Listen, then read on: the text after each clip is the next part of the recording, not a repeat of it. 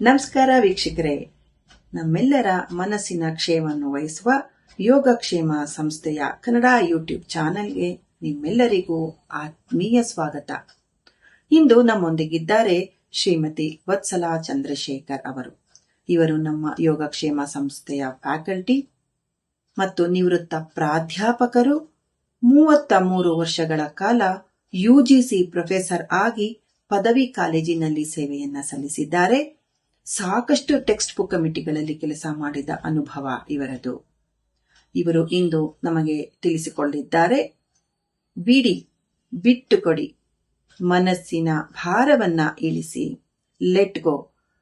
ಏನ್ ಹಾಗಂದ್ರೆ ಏನನ್ನ ನಾವು ಬಿಡಬೇಕು, ಯಾತಕ್ಕೆ ಬಿಟ್ಟುಕೊಡ್ಬೇಕು, ಹೇಗೆ ನಮ್ಮ ಮನಸ್ಸಿನ ಭಾರವನ್ನ ನಾವು ಹಗುರ ಮಾಡ್ಕೊಳ್ಬೇಕು, ಈ ವಿಷಯದ ಬಗ್ಗೆ ನಮಗೆಲ್ಲ ತಿಳಿಸಿಕೊಡ್ಲಿದ್ದಾರೆ. ವತ್ಸಲಾ ಮೇಡಮ್ ಅವರಿಗೆ ಸ್ವಾಗತವನ್ನ ಬಯಸ್ತಾ ನಮ್ಮ ಪ್ರಶಾಂತ ಪ್ರಾರ್ಥನೆಯೊಂದಿಗೆ ಇಂದಿನ ಕಾರ್ಯಕ್ರಮವನ್ನು ಆರಂಭಿಸೋಣ. ಹೇ ದೇವ, ನನಗೆ ಪರಿವರ್ತಿಸಲು ಆಗದುದನ್ನು ಅಂಗೀಕರಿಸುವ ಪ್ರಸನ್ನತೆಯನ್ನು ದಯಪಾಲಿಸು. ನನಗೆ ಸಾಧ್ಯವಾದುದನ್ನು ಪರಿವರ್ತಿಸುವ ಸ್ಥೈರ್ಯ ನೀಡು ಮತ್ತು ಇವೆರಡರ ತಾರತಮ್ಯವನ್ನು ಗ್ರಹಿಸುವ ವಿವೇಕ ಕೊಡು. ಧನ್ಯವಾದಗಳು. ಇವತ್ತಿನ ಟಾಪಿಕ್ ಇಂಗ್ಲಿಷ್ ಅಲ್ಲಿ ಅದು let go and feel the lightness of life. ಕನ್ನಡದಲ್ಲಿ ಬಿಟ್ಟುಕೊಡಿ, ಬದುಕಿನ ಭಾರವನ್ನು ಇಳಿಸಿ ಅಂತ ಇವತ್ತಿನ ಟಾಪಿಕ್ ಹೆಸರು. ನಾನು ಒಂದು ಪ್ರಶ್ನೆ ಮತ್ತೆ ಕಥೆ ಎರಡರ ಜೊತೆ ಶುರು ಮಾಡ್ತೀನಿ ನನ್ನ ಟಾಪಿಕ್. ನಮ್ಮಲ್ಲಿ ಇಲ್ಲಿ ಸೇರಿರುವ ಎಷ್ಟು ಜನ ಒಂದು 20 ವರ್ಷದ ಹಿಂದೆ ಆಗಿದ್ದ ಆರ್ಗ್ಯುಮೆಂಟ್ ಇವತ್ತು ಗೆಲ್ಲಕ್ಕೆ ಪ್ರಯತ್ನ ಮನಸ್ಸಿನೊಳಗೆ ಅಫ್ಕೋರ್ಸ್ ಎಷ್ಟು ಜನ ಮಾಡ್ತಾ ಇದ್ದೀರಿ? ಏನೋ ನಮ್ಮ ಭಾವನೆ 20 ಸತಿ 30 ಸತಿ ಅದನ್ನ ಆ ನೆನಪನ್ನ ಮರುಕಳಿಸ್ತಾ ಇದ್ರೆ ನಾನ್ ಕೊನೆಗೂ ಆ ಜಗಳನ ಗೆಲ್ತೀನೇನೋ ಅನ್ನೋ ಭಾವನೆ ನಮ್ಮಲ್ಲಿ ಎಷ್ಟು ಜನಕ್ಕೆ ಇಲ್ಲಿ ತಲೆಯಲ್ಲಿ ಹೋಗಿದೆ, ಅಲ್ಲೇ ಕೂತ್ಕೊಂಡಿದೆ. ಮತ್ತೆ ನಮ್ಮಲ್ಲಿ ಎಷ್ಟು ಜನ ಜಿದ್ದು ಮತ್ತೆ ಮನ್ಸಿನ ನೋವು, ಯಾರೋ ಏನೋ ಅಂದ್ಬಿಟ್ರು ಅನ್ನೋ ನೋವು, ಒಳ್ಳೆ ಬುದ್ಧ ಹೇಳ್ದಂಗೆ ಕಿಂಡಾನ ಕೈಯಲ್ಲಿ ಇಟ್ಕೊಂಡು ಅದು ಸುಡ್ತಾ ಇದ್ರು ಕೂಡ ನಾವು ಅದನ್ನ ಬಿಡದೆ ಹಿಡ್ಕೊಂಡಿರ್ತೀವಿ. ನಮ್ಮ ಮನಸ್ಸಿನಲ್ಲಿ ಏನ್ ಭಾವನೆ ಅಂದ್ರೆ ನಾವು ಅವರಿಗೆ ಹರ್ಟ್ ಮಾಡ್ತಾ ಇದೀವಿ, ನಮಗೇನು ಹರ್ಟ್ ಆಗ್ತಾ ಇಲ್ಲ ಅಂತ. ಆದ್ರೆ ಕೈಯಲ್ಲಿ ಕೆಂಡ ಇಟ್ಕೊಂಡವ್ರಿಗೆ ಸುಡೋದು ನಮಗೇನೆ, ನಮಗ್ ಮೊದಲು ಸುಟ್ಟ ಮೇಲೆ ಬೇರೆಯವ್ರಿಗೆ. ಇದು ನಾವು ಎಷ್ಟು ಜನ ಅರ್ಥ ಮಾಡ್ಕೋತೀವಿ. ಮತ್ತೆ ನಮ್ಮಲ್ಲಿ ಎಷ್ಟು ಜನ ಇನ್ನೂ ಒಂದು ಯಾವತ್ತಿಗೋ ಒಂದ್ ದಿವ್ಸಕ್ಕೆ ಅಪ್ಲೈ ಆಗ್ತಾ ಇದ್ದಿದ್ ಒಂದು ಇಮೇಜ್ ನ ಇಟ್ಕೊಂಡು ಎಷ್ಟು ಜನ ಒದ್ದಾಡ್ತಾ ಇರ್ತೀವಿ. ಮಕ್ಕಳನ್ನ ಬೆಳೆಸೋ, ಎಷ್ಟು ತ್ಯಾಗ ಮಾಡಿ ನಾನ್ ಮಕ್ಕಳನ್ನ ಬೆಳೆಸ್ದೆ, ಎಷ್ಟು ಕಷ್ಟಪಟ್ಟು ನಾನ್ ಮಕ್ಕಳನ್ನ ಬೆಳೆಸ್ದೆ, ಅಯ್ಯೋ ನಮ್ಮತ್ತೆ ನನಗೆ ಒಂದಲ್ಲ ಎರಡಲ್ಲ ಅಷ್ಟು ಟಾರ್ಚರ್ ಕೊಟ್ಟಿದ್ದಾರೆ. ಮತ್ತೆ 30 ವರ್ಷ ಆಯ್ತು, ನನ್ ಫ್ರೆಂಡ್ ಒಂದು ಮಾತು ಅಂದ್ಬಿಟ್ಲು, ಆಗ ಬಿಟ್ಟವಳು ನಾನು, ಮತ್ತೆ ಅವ್ರನ್ನ ಮಾತಾಡ್ಸೇ ಇಲ್ಲ. ಇದನ್ನೆಲ್ಲ ಗಟ್ಟಿಯಾಗಿ ಇಟ್ಕೊಳ್ಳೋದು ಅಲ್ದೆ ಬಹಳ ಹೆಮ್ಮೆ ನಮ್ಗೆ, ಇದನ್ನೆಲ್ಲ ಗಟ್ಟಿಯಾಗಿ ಹಿಡ್ಕೊಂಡಿದೀವಿ ಅಂತ. ಆದ್ರೆ ಹೇಗೆ ಇದು ಅಂತಂದ್ರೆ, ನೀವು ವಯಸ್ಸಾಗ್ತಾ ಆಗ್ತಾ ಮೈ ಜಾಸ್ತಿ ಆಗ್ತಾ ಇರುತ್ತೆ. ನೀವು 18 ವರ್ಷದಲ್ಲಿ ಹಾಕೊಂಡಿದ್ ಕೋಟ್ ಇವತ್ತು ಹಾಕೊಳಕ್ ಹೋದ್ರೆ ತುಂಬಾ ಟೈಟು, ಆದ್ರೂ ಒದ್ದಾಡ್ಕೊಂಡು ಅದನ್ನ ಹಾಕೊಳ್ಳೋ ತರ ಇದು 2 ಸೈಜ್ ಸ್ಮಾಲರ್ ಬಟ್ಟೆ ಹಾಕೊಂಡಂಗೆ ನಾವು ಹಿಂದಿಂದು ಇಟ್ಕೊಂಡು ಅದು ಔಟ್ಡೇಟೆಡ್ ಆಗೋಯ್ತು, ಅದು ಕಳೆದು ಹೋಯ್ತು. ಆದ್ರೂ ಕೂಡ ನಾವ್ ಎಷ್ಟು ಜನ ಕಳೆದು ಹೋಗಿದ್ ವಿಷಯನ ಮನಸ್ಸಿನಲ್ಲಿ ಇಟ್ಕೊಂಡು ಇನ್ನೂ ಒದ್ದಾಡ್ತಾ ಇದೀವಿ ಅನ್ನೋದನ್ನ ನಾನು ನೆನಪು ಮಾಡಕ್ ಇಷ್ಟಪಡ್ತೀನಿ ಇವತ್ತು. ಯಾಕೆಂದ್ರೆ ನಾವು ಇವತ್ತು ಪ್ರತಿ ಒಂದು ಪಾಸ್ಟ್ ಅಲ್ಲಿ ಆಗಿದ್ ಯಾವುದು ನನ್ನ ಸುಖಕ್ಕೆ ಅಡ್ಡ ಬರ್ತಾ ಇದೆ, ನನ್ನ ನೆಮ್ಮದಿಗೆ ಅಡ್ಡ ಬರ್ತಾ ಇದೆ, ನನ್ನ ಮನಃಶಾಂತಿಗೆ ಅಡ್ಡ ಬರ್ತಾ ಇದೆ, ಅದನ್ನ ಇವತ್ತು ತೆಗೆದುಹಾಕೋದ್ರ ಕಡೆ ಇದೀವಿ ನಾವು. Today we want to leave everything that is not helping us, that is not serving us. ನಾವು ಒಂದು ಕಥೆಯಿಂದ ಶುರು ಮಾಡಿ ಇದರ ಈ ವಿಷಯದ ಬೇರೆ ಬೇರೆ ಆಯಾಮಗಳನ್ನ ನೋಡೋಣ. ಯಾಕೆ ನಮ್ಗೆ ಬಿಡೋದು ಅಷ್ಟು ಕಷ್ಟ, ಬಿಟ್ರೆ ನಮ್ಗೇನು ಬೆನಿಫಿಟ್ಸು, ಇದನ್ನೆಲ್ಲ ಇವತ್ತು ನೋಡೋಣ. ನೀವ್ ಈ ಕಥೆನ ಯೋಗಕ್ಷೇಮದಲ್ಲಿ ಕೇಳಿದ್ದೀರಾ ಆಗ್ಲೇ. ಎಸ್ಪೆಷಲಿ ಕತೆ ಕೇಳೋಣ ಮನಸ್ಸು ಅರಿಯೋಣನಲ್ಲಿ ಇದು one of the popular stories. ಆದ್ರೆ ನಾನು ಇವತ್ತು ಇದಕ್ಕೆ ಸ್ವಲ್ಪ ಬೇರೆ ರೀತಿನೇ ಇಂಟರ್ಪ್ರಿಟೇಷನ್ ಕೊಡ್ತಾ ಇದ್ದೀನಿ. ಇದು ಕೋತಿಯ ಕಥೆ. ಇಂಡಿಯಾದಲ್ಲಿ ಮತ್ತು ಆಫ್ರಿಕಾದಲ್ಲಿ ಎಸ್ಪೆಷಲಿ ಆಫ್ರಿಕಾದಲ್ಲಿ ಕೆಲವು ಕಡೆ ನೀರು ಎಲ್ಲಿ ಸಿಗುತ್ತೆ ಅಂತ ಈ ಕೋತಿಗಳಿಗೆ ಗೊತ್ತಾಗತ್ತೆ. ಮರುಭೂಮಿಗಳಲ್ಲಿ ನೀರು ತುಂಬಾ ಕಷ್ಟ. ಅದರಿಂದ ಏನ್ ಮಾಡ್ತಾರೆ, ಈ ಕೋತಿನ ಟ್ರ್ಯಾಪ್ ಮಾಡ್ತಾರೆ. ಫಸ್ಟ್ ಟ್ರ್ಯಾಪ್ ಮಾಡಿ ಇದನ್ನ ಕತ್ತಿಗೆ ಒಂದೇನಾದ್ರು ಹಾಕ್ಬಿಟ್ಟು ಅದು ನೀರಿನ ಕಡೆ ಕರ್ಕೊಂಡು ಹೋಗುತ್ತೆ ಅಂತ ಅಂದ್ಬಿಟ್ಟು ಅದನ್ನ ಟ್ರ್ಯಾಪ್ ಮಾಡ್ತಾರೆ. ಈ ಕೋತಿನ ಹೆಂಗ್ ಟ್ರ್ಯಾಪ್ ಮಾಡ್ತಾರೆ ಅಂತಂದ್ರೆ, ಒಂದು ಬಾಟ್ಲು, ಅದಕ್ಕೆ ತುಂಬಾ ಸಣ್ಣ ಮುಚ್ಚಳ, ಮೂತಿ ತುಂಬಾ ಸಣ್ಣದಾಗಿರುತ್ತೆ, ಆದ್ರೆ ಬಾಟ್ಲಿ ಕೆಳಗಡೆ ಅಗ್ಗಲವಾಗಿರುತ್ತೆ. ಅದರಲ್ಲಿ ಒಂದು ಸ್ವೀಟ್ ಹಾಕ್ತಾರೆ. ಈ ಕೋತಿ ಏನ್ ಮಾಡುತ್ತೆ, ಆ ಸ್ವೀಟಿನ ಆಸೆಗೆ ಕೈ ಹಾಕತ್ತೆ ಒಳಗಡೆ. ಕೈ ಹಾಕಿ ಒಳಗಡೆ ಆ ಸ್ವೀಟ್ ಅನ್ನು ತೆಕ್ಕೊಳಕ್ ಟ್ರೈ ಮಾಡುತ್ತೆ. ಆದ್ರೆ ಈ ಟ್ರಿಕ್ ಏನು ಅಂದ್ರೆ, ಅದು ಕೈ ಸ್ವೀಟ್ ಜೊತೆಗೆ ಕೈ ಎಂದೂ ತೆಕ್ಕೊಳಕ್ಕಾಗಲ್ಲ, ಅದಕ್ಕೆ ಆ ಮೂತಿ ಅಷ್ಟು ಸಣ್ಣದು. ಆದ್ರೆ ಅದಕ್ಕೆ ತಿಳುವಳಿಕೆ ಇಲ್ಲ, ನನಗೆ ಸ್ವೀಟ್ ಇಂದಲ್ಲ ನಾನು ಇಲ್ಲಿ ಟ್ರ್ಯಾಪ್ ಆಗಿರೋದು, ನಾನು ಟ್ರ್ಯಾಪ್ ಆಗಿರೋದು ನನ್ನ ಅಟ್ಯಾಚ್ಮೆಂಟ್ ಆ ಸ್ವೀಟಿಗೆ. ನನ್ಗೆ ನಾನು ಬಿಡೋಕ್ ರೆಡಿ ಇಲ್ವಲ್ಲ, ಅದರಿಂದ ನಾನು ಸಿಕ್ಕಾಕೊಂಡಿರೋದು. ನೋಡಿ, ಅದಕ್ಕೆ ಸ್ವತಂತ್ರಕ್ಕಿಂತ ಆ ಸ್ವೀಟಿನ ಮೇಲೆ ಆಸೆ ಜಾಸ್ತಿ ಆಗೋಗುತ್ತೆ, ಆ ಸ್ವೀಟಿನ ಮೇಲೆ ಅಟ್ಯಾಚ್ಮೆಂಟ್ ಜಾಸ್ತಿ ಆಗೋಗುತ್ತೆ. ಅದನ್ನ ಬಿಟ್ಬಿಟ್ರೆ ಸಾಕು, ಅದ್ರ ಸ್ವತಂತ್ರ ಸಿಗುತ್ತೆ. ಆದ್ರೆ ಕೋತಿಗೆ ಇದ ಅರಿವಾಗಲ್ಲ, ಇದ್ ಬಿಟ್ರೆ ನನಗೆ ಸ್ವತಂತ್ರ ಅಂತ. ನಾವೆಲ್ಲರೂ ಇದೇ ತರ, ನಮ್ಮ ಅಟ್ಯಾಚ್ಮೆಂಟ್ ಪ್ರಪಂಚಕ್ಕೆ, ಪ್ರಪಂಚದ ವಿಷಯಗಳಿಗೆ ಎಷ್ಟು ಗಟ್ಟಿಯಾಗಿ ಇದನ್ನ ಹಿಡ್ಕೊಂಡು ಕಪಿಮುಷ್ಟಿನಲ್ಲಿ ಒದ್ದಾಡ್ತಾ ಇರ್ತೀವಿ ಅಂತಂದ್ರೆ, ಅದರಿಂದ ನಮಗೆ ದುಃಖ ಆಗ್ತಾ ಇರುತ್ತೆ, ಅದರಿಂದ ನಮಗೆ ನೋವಾಗ್ತಾ ಇರುತ್ತೆ, ಅದರಿಂದ ಒಂದು ರೀತಿ ಜೈಲ್ವಾಸ ಆಗ್ತಾ ಇರುತ್ತೆ. ಆದ್ರೂ ಕೂಡ ನಮ್ಮ ಸ್ವತಂತ್ರ ಇಷ್ಟರಲ್ಲೇ ಇರೋದು, ಅದನ್ನ ಬಿಟ್ಟು ಬಿಡೋದ್ರಲ್ಲಿ ನಮ್ ಸ್ವತಂತ್ರ ಇದೆ ಅನ್ನೋದು ಅರಿವಾಗಕ್ಕೆ ತುಂಬಾ ದಿವಸ ಬೇಕಾಗತ್ತೆ ನಮ್ಗೆ. ಸೊ ಇದು ಈ ಅಟ್ಯಾಚ್ಮೆಂಟ್ ಯಾಕೆ ನಮ್ಗೆ ಅಷ್ಟು ಇಂಪಾರ್ಟೆಂಟು? ಲೆಟ್ಟಿಂಗ್ ಗೋ ಅಂದ್ರೆ ಏನು, ಬಿಟ್ಟು ಬಿಡೋದು ಅಂದ್ರೆ ಏನು, ಇದನ್ನ ಅರ್ಥ ಮಾಡ್ಕೊಳ್ಳೋಣ. ಓಕೆ, ನೋಡಿ, ಬಿಟ್ಟು ಬಿಡೋದು ಅಂದ್ರೆ ಹೊರಗಿಂದ ಅಲ್ಲ, ಹೊರಗಿಂದ ಬಿಟ್ಬಿಡೋದು ಆಗೋಗಿರುತ್ತೆ ಆಗ್ಲೇ ಆ ಪ್ರಕ್ರಿಯೆ. ಆದ್ರೆ ಎಲ್ಲಿ ಬಿಡಕ್ಕಾಗಲ್ಲ, ನಮ್ಮ ಮನಸ್ಸೊಳಗೆ ಅದನ್ನ ಬಿಡಕ್ಕಾಗಲ್ಲ. ಇದರಿಂದ ನಮ್ಗೆ ಏನ್ ಅರ್ಥ ಆಗತ್ತೆ ಅಂದ್ರೆ, ಬಿಡೋದು ಇಂಟರ್ನಲ್ ಪ್ರಾಸೆಸ್, ನಮ್ಮ ಒಳಗಡೆ ಆಗುವಂತ ಒಂದು ಪ್ರಕ್ರಿಯೆ. ಯಾವಾಗ ನಾವು ನಮ್ಮ ಅಟ್ಯಾಚ್ಮೆಂಟ್ ಅನ್ನ ಈ ತರ, ನಾನು ಈ ತರ ಮಾಡಿದ್ರೆ ನನಗೆ ಈ ತರ ಆಗ್ಬೇಕು, ನಾನು ಡಿಗ್ರಿ ಓದಿದ್ರೆ ನನಗೆ ರ್ಯಾಂಕೇ ಬರ್ಬೇಕು, ಸೊ ನನ್ನ ಅಟ್ಯಾಚ್ಮೆಂಟ್ಗೆ ಮತ್ತೆ ನನ್ನ ಆಸೆಗಳು ಹೀಗೇ ಇರ್ಬೇಕು, ಹೀಗೇ ಆಗ್ಬೇಕು, ನನ್ಗೆ ಹಿಂಗಾದ್ರೆ ಮಾತ್ರ ಅದು ಸರಿ ಅಂತ ಅನ್ಸುತ್ತೆ, ಇಲ್ದೆ ಹೋದ್ರೆ ನನಗೆ ಅಸಮಾಧಾನ ಆಗತ್ತೆ. ಅಥವಾ ನನ್ನ ಅಪೇಕ್ಷೆಗಳು, ನನ್ನ ಗಂಡ ಹೀಗಿರ್ಬೇಕು, ನಮ್ಮ ಅತ್ತೆ ಹಾಗಿರ್ಬೇಕು. ಬರೀ ಅಪೇಕ್ಷೆಗಳು ಬೇರೆಯವ್ರ ಮೇಲಲ್ಲ, ನಮ್ಮ ಮೇಲೂ ಇರೋ ನಮ್ಮ ಅಪೇಕ್ಷೆಗಳು ಸಾಕಷ್ಟು ನಮಗೆ ನೋವು ತರುತ್ತೆ. ಮತ್ತೆ ಕೆಲವೆಲ್ಲ ಅಸಂಪ್ಷನ್ ಮಾಡ್ಕೊಂಡ್ಬಿಟ್ಟಿರ್ತೀವಿ ನಾವು, ಕೆಲವೆಲ್ಲ ಏನು ಹೀಗೆ ಇರುತ್ತೇನೋ ವ್ಯವಸ್ಥೆ, ಪ್ರಪಂಚದಲ್ಲಿ ಹೀಗೆ ಇರುತ್ತೇನೋ, ಹಂಗಾಗದೆ ಇದ್ದಾಗ ಘಾಸಿ ಆಗುತ್ತೆ ನಮ್ಗೆ, ಶಾಕ್ ಆಗುತ್ತೆ. ಅಯ್ಯೋ, ನಾ ಹೀಗ್ ಅನ್ಕೊಂಡಿದ್ದೆ, ಹೀಗಾಗ್ಲಿಲ್ವಲ್ಲಪ್ಪ, ಆಮೇಲೆ ಹೀಗ್ ಅನ್ಕೊಂಡಿದ್ದೆ ಅನ್ನೋದನ್ನ ಬಿಡಕ್ಕಾಗಲ್ಲ ನಮ್ಗೆ.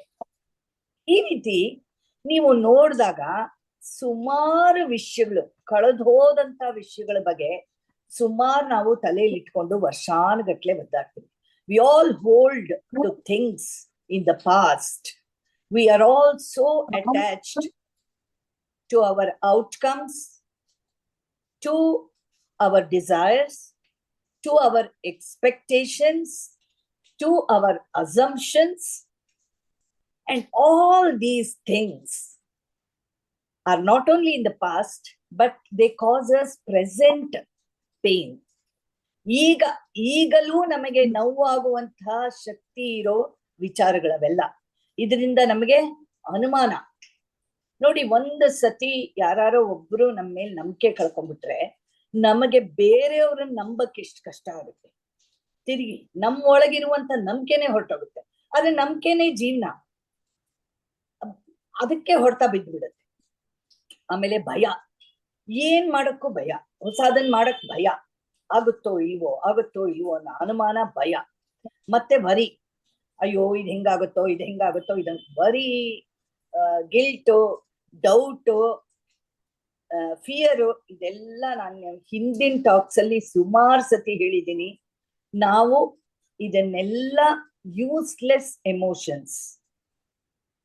ಈ ಯೂಸ್ಲೆಸ್ ಎಮೋಷನ್ಸ್ ಅಲ್ಲಿ ಆತಂಕ, ಏನು ಸಣ್ಣ ವಿಚಾರ ಮಾಡಕ್ಕೂ ಆತಂಕ. ಅಯ್ಯೋ ಇದು ಹೇಗಾಗುತ್ತೋ ಏನೋ. ನೋಡಿ, ಯಾವಾಗ ನೀವು ಅನುಮಾನ ತಂದು ಬಿಡ್ತೀರಾ ಆವಾಗ ನಿಮ್ಮ ಮನಸ್ಸಿನ ಶಕ್ತಿ ಹೊರಟೋಗುತ್ತೆ. ನಂಬಿಕೆ ಮನಸ್ಸಿನ ಶಕ್ತಿ ಕೊಡುವಂಥದ್ದು. ಇದಾಗೆ ಆಗತ್ತೆ, ನಾನು ಮಾಡೇ ಮಾಡ್ತೀನಿ ಅನ್ಕೊಂಡು ಮುನ್ನುಗ್ಗಿದಾಗ ಅದರ ಕ್ವಾಲಿಟಿನೇ ಬೇರೆ ಆಗುತ್ತೆ. ಅಯ್ಯೋ ನನ್ನಿಂದ ಆಗುತ್ತೋ ಇವೋ. ತುಂಬಾ ಜನ ಯಾವಾಗ್ಲೂ ಅಷ್ಟೇ ಮಾತಾಡ್ಬೇಕಾದ್ರೆ ಟ್ರೈ ಮಾಡ್ತೀನಿ ಅಂತಾರೆ. ಯಾರು ಟ್ರೈ ಮಾಡ್ತೀನಿ ಅಂತ ಹೇಳ್ತಾರೆ ಅವ್ರು ಮಾಡೋದೇ ಇಲ್ಲ. ದಯವಿಟ್ಟು ಇದನ್ನ ನೀವೇ ನಿಮ್ಮ ಲೈಫಲ್ಲಿ ಗಮನಿಸ್ಕೊಳ್ಳಿ. ನಾನು ಟ್ರೈ ಮಾಡ್ತೀನಿ, ನಾಳೆ ಬರಕ್ ಟ್ರೈ ಮಾಡ್ತೀನಿ, ನಾನು ನಿನಗೆ ಏನೋ ಕಳ್ಸ್ತೀನಿ ಅಂತ ಹೇಳಿರ್ತೀನಿ, ನಾನು ಟ್ರೈ ಮಾಡ್ತೀನಿ ಕಳ್ಸಕ್ಕೆ. ಯಾವಾಗ ಇದನ್ನ ಹೇಳ್ತಾರೆ ಅವ್ರು ಖಂಡಿತವಾಗ್ಲೂ ಮಾಡೋಕ್ ರೆಡಿ ಇಲ್ಲ ಅಂತ. ಯಾಕೆಂದ್ರೆ ನಾನ್ ಟ್ರೈ ಅನ್ನೋ ಪದಾನ ಬಳಸಿದಾಗ ನಾನ್ ಮಾಡದೇ ಇದ್ದಾಗ ನೀನು ಕ್ಷಮಿಸ್ಬಿಡು, ನಾನ್ ಮಾಡೋ ಚಾನ್ಸಸ್ ಕಮ್ಮಿ, ನಾನ್ ಮಾಡದಿದ್ದಾಗ ನೀನ್ ಕ್ಷಮಿಸ್ಬಿಡ್ಬೇಕಾಗತ್ತೆ. ಯಾಕೆಂದ್ರೆ ನಾ ಮೊದ್ಲೇ ಹೇಳಿದ್ದೀನಿ, ಟ್ರೈ ಅಂತ ಹೇಳಿದ್ದೀನಿ, ಮಾಡ್ತೀನಿ ಅಂತ ಮಾತು ಕೊಟ್ಟಿಲ್ಲ. ಸೊ ಈ ರೀತಿ ಮನಸ್ಸಿನಷ್ಟು ಟ್ರಿಕ್ಸ್ ಮಾಡೋ ಅಂಥದ್ದು ಇನ್ಯಾವುದೂ ಇಲ್ಲ. ಮತ್ತೆ ಬೇಜಾರು, ಯಾರೋ ಏನೋ ಅಂದ್ರು ಅನ್ನೋದನ್ನ ಎಷ್ಟೋ ಮನ್ಸಿಗೆ ತಗೊಂಡ್ಬಿಟ್ಟಿರ್ತೀವಿ. ಅವ್ರು ಅಂದಿದ್ ನಾವೇನ್ ಆಗಿರಲ್ಲ. ಎಲ್ಲಿವರೆಗೂ ನಾವು ಒಪ್ಕೊಳ್ಳಲ್ಲ ಅವ್ರು ಹೇಳಿದ್ದನ್ನ, ಅಲ್ಲಿವರೆಗೂ ಅದೇನ್ ನನಗೆ ಹರ್ಟ್ ಆಗಲ್ಲ. ಆದ್ರೆ ನಾವು ಅವ್ರು ಹೇಳಿದ ತಕ್ಷಣ ಅದನ್ನ ಒಪ್ಕೊಂಡ್ಬಿಡ್ತೀವಿ. ಅದಕ್ಕೋಸ್ಕರನೇ ನಮ್ಗೆ ಹರ್ಟ್ ಆಗೋದು. ಅಯ್ಯೋ ಅವ್ರಿಗೇನ್ ಗೊತ್ತಿದೆ ನಮ್ಮ ಒಳಗಡೆ ಏನಾಗ್ತಾ ಇದೆ ಅಂತ, ನಮ್ಮ ಪರಿಸ್ಥಿತಿಗಳು ಅವ್ರಿಗೇನ್ ಗೊತ್ತಿದೆ. ಈ ರೀತಿ ನಾವು ಧೈರ್ಯವಾಗಿ ಯೋಚನೆ ಮಾಡೋದೇ ಇಲ್ಲ. ಅವ್ರು ಹಾಗೆ ನನ್ಬಿಟ್ರು. ಮತ್ತೆ ಕೋಪ, ನಾನು ಸಾಕಷ್ಟು ಸತಿ ಹೇಳಿದ್ದೀನಿ, ಕೋಪ ಎಂಥ ಎಮೋಷನ್ ಅಂತಂದ್ರೆ 15 ವರ್ಷದ ತಪಸ್ನ 2 ನಿಮಿಷದ ಕೋಪ ಹಾಳು ಮಾಡುತ್ತೆ. Just 2 minutes of anger can destroy 15 years of meditation. ಅದರಲ್ಲಿ ಕೋಪದಲ್ಲಿ ಅಷ್ಟು ಎನರ್ಜಿ ಇರುತ್ತೆ. ಅದಕ್ಕೆ ನೋಡಿ, ಮೊದಲು ಕಾಂಕರ್ ಮಾಡ್ಕೊಳ್ಳೋದು ಸಾಧುಗಳು ಸನ್ಯಾಸಿಗಳೆಲ್ಲ ಕೋಪನ. ಯಾಕೆಂದ್ರೆ ಅದ್ರಲ್ಲಿ ತುಂಬಾ ಎನರ್ಜಿ ಡ್ರೈನ್ ಅಂತ ಹೇಳಿ.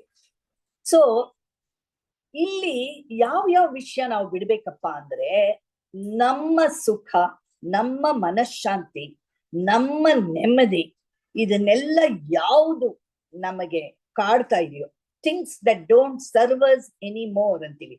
ಯಾವುದೋ ಒಂದು ಕಾಲಕ್ಕೆ ಅದು ಆ ಟೈಮಿಗೆ ಹರ್ಟ್ ಆಗಿದ್ದು, ಆ ಟೈಮಿಗೆ ಬೇಜಾರಾಗಿದ್ದು, ಆ ಟೈಮಿಗೆ ಮನಃಶಾಂತಿ ಹೋಗಿದ್ದು, ನೋವು ಆಗಿದ್ದು ಎಲ್ಲ ಆ ಟೈಮಿಗೆ ಸೂಕ್ತವಾಗಿತ್ತೇನೋ, ಅದನ್ನ ಕ್ಯಾರಿ ಮಾಡ್ಕೊಂಡು ಹೋಗೋದ್ರಲ್ಲಿ ಅರ್ಥನೇ ಇಲ್ಲ. ಯಾಕೆ ಅಂತ ಮುಂದೆ ಹೋಗ್ತಾ ಹೇಳ್ತೀನಿ. ಯಾಕೆಂದ್ರೆ ನಾನು ಮತ್ತೆ ಹೇಳ್ತೀನಿ, ನನ್ನ ಪ್ರತಿ ಟಾಕಲ್ಲೂ ಹೇಳ್ತೀನಿ, you have come into this world to be happy. ಸಂತೋಷವಾಗಿರಕ್ಕಷ್ಟೇ ನೀವು ಈ ಪ್ರಪಂಚಕ್ಕೆ ಬಂದಿರೋದು. ಇನ್ನೆಲ್ಲ ಬೋನಸ್ಸು. ನೀವೇನೋ ಅಚೀವ್ ಮಾಡಿದ್ರಿ, ನೀವೇನೋ ಬಹಳ ಉನ್ನತ ಮಟ್ಟದ್ದು ಪೊಸಿಷನ್ಗೆ ಬಂದ್ರಿ, ನೀವು ಮಿನಿಸ್ಟರ್ ಆದ್ರಿ, ನೀವ್ ಇನ್ನೇನೋ ಆದ್ರಿ, ಇದೆಲ್ಲ ಬೋನಸ್. ಬಂದಿರೋದು ಸುಖ ಪಡಕ್ಕೆ. ನೀವು ದೇವರಿಗೆ ಮಾಡಬಹುದಾದಂತ ಗ್ರೇಟೆಸ್ಟ್ ಸರ್ವೀಸು ನಿಮ್ಮನ್ನ ಸೃಷ್ಟಿ ಮಾಡಿದ್ದಕ್ಕೆ ನೀವು ವಾಪಸ್ ಕೊಡಬಹುದಾದಂಥದ್ದು ಏನು ಅಂದ್ರೆ ಪ್ರತಿ ಕ್ಷಣ ಸುಖವಾಗಿದ್ದು. ಅದಕ್ಕೋಸ್ಕರನೇ ದೇವರು ನಿಮ್ಮಲ್ಲಿ ಕಳಿಸಿದ್ದು. ಇದರಲ್ಲಿ ನಿಮ್ಗೆ ಗಾಢವಾದ ನಂಬಿಕೆ ಬೆಳೆಸ್ಕೋಬೇಕು. ನೋಡಿ, ಯಾರೋ ಒಬ್ರು ಮನುಷ್ಯರಾಗಿರಬಹುದು, ಅಥವಾ ಒಂದ್ ನಡೆದಿರೋ ಅನ್ಯಾಯ ಆಗಿರಬಹುದು. ನಾವೆಲ್ಲ ಮನುಷ್ಯರು ಹೇಗೆ ಅಂದ್ರೆ ಅದು ಕೌಂಟರ್ ಪ್ರೊಡಕ್ಟಿವ್ ಆದ್ಮೇಲೂ ಅದಕ್ಕೆ ಅಟ್ಯಾಚ್ ಆಗಿರ್ತೀವಿ. ಅದು ನಮಗೆ ಉಪಯೋಗ ಇಲ್ಲದೆ ಇರ್ಬೇಕಾದ್ರೂ ಕೂಡ ಅದಕ್ಕೆ ಅಟ್ಯಾಚ್ ಆಗಿರ್ತೀವಿ.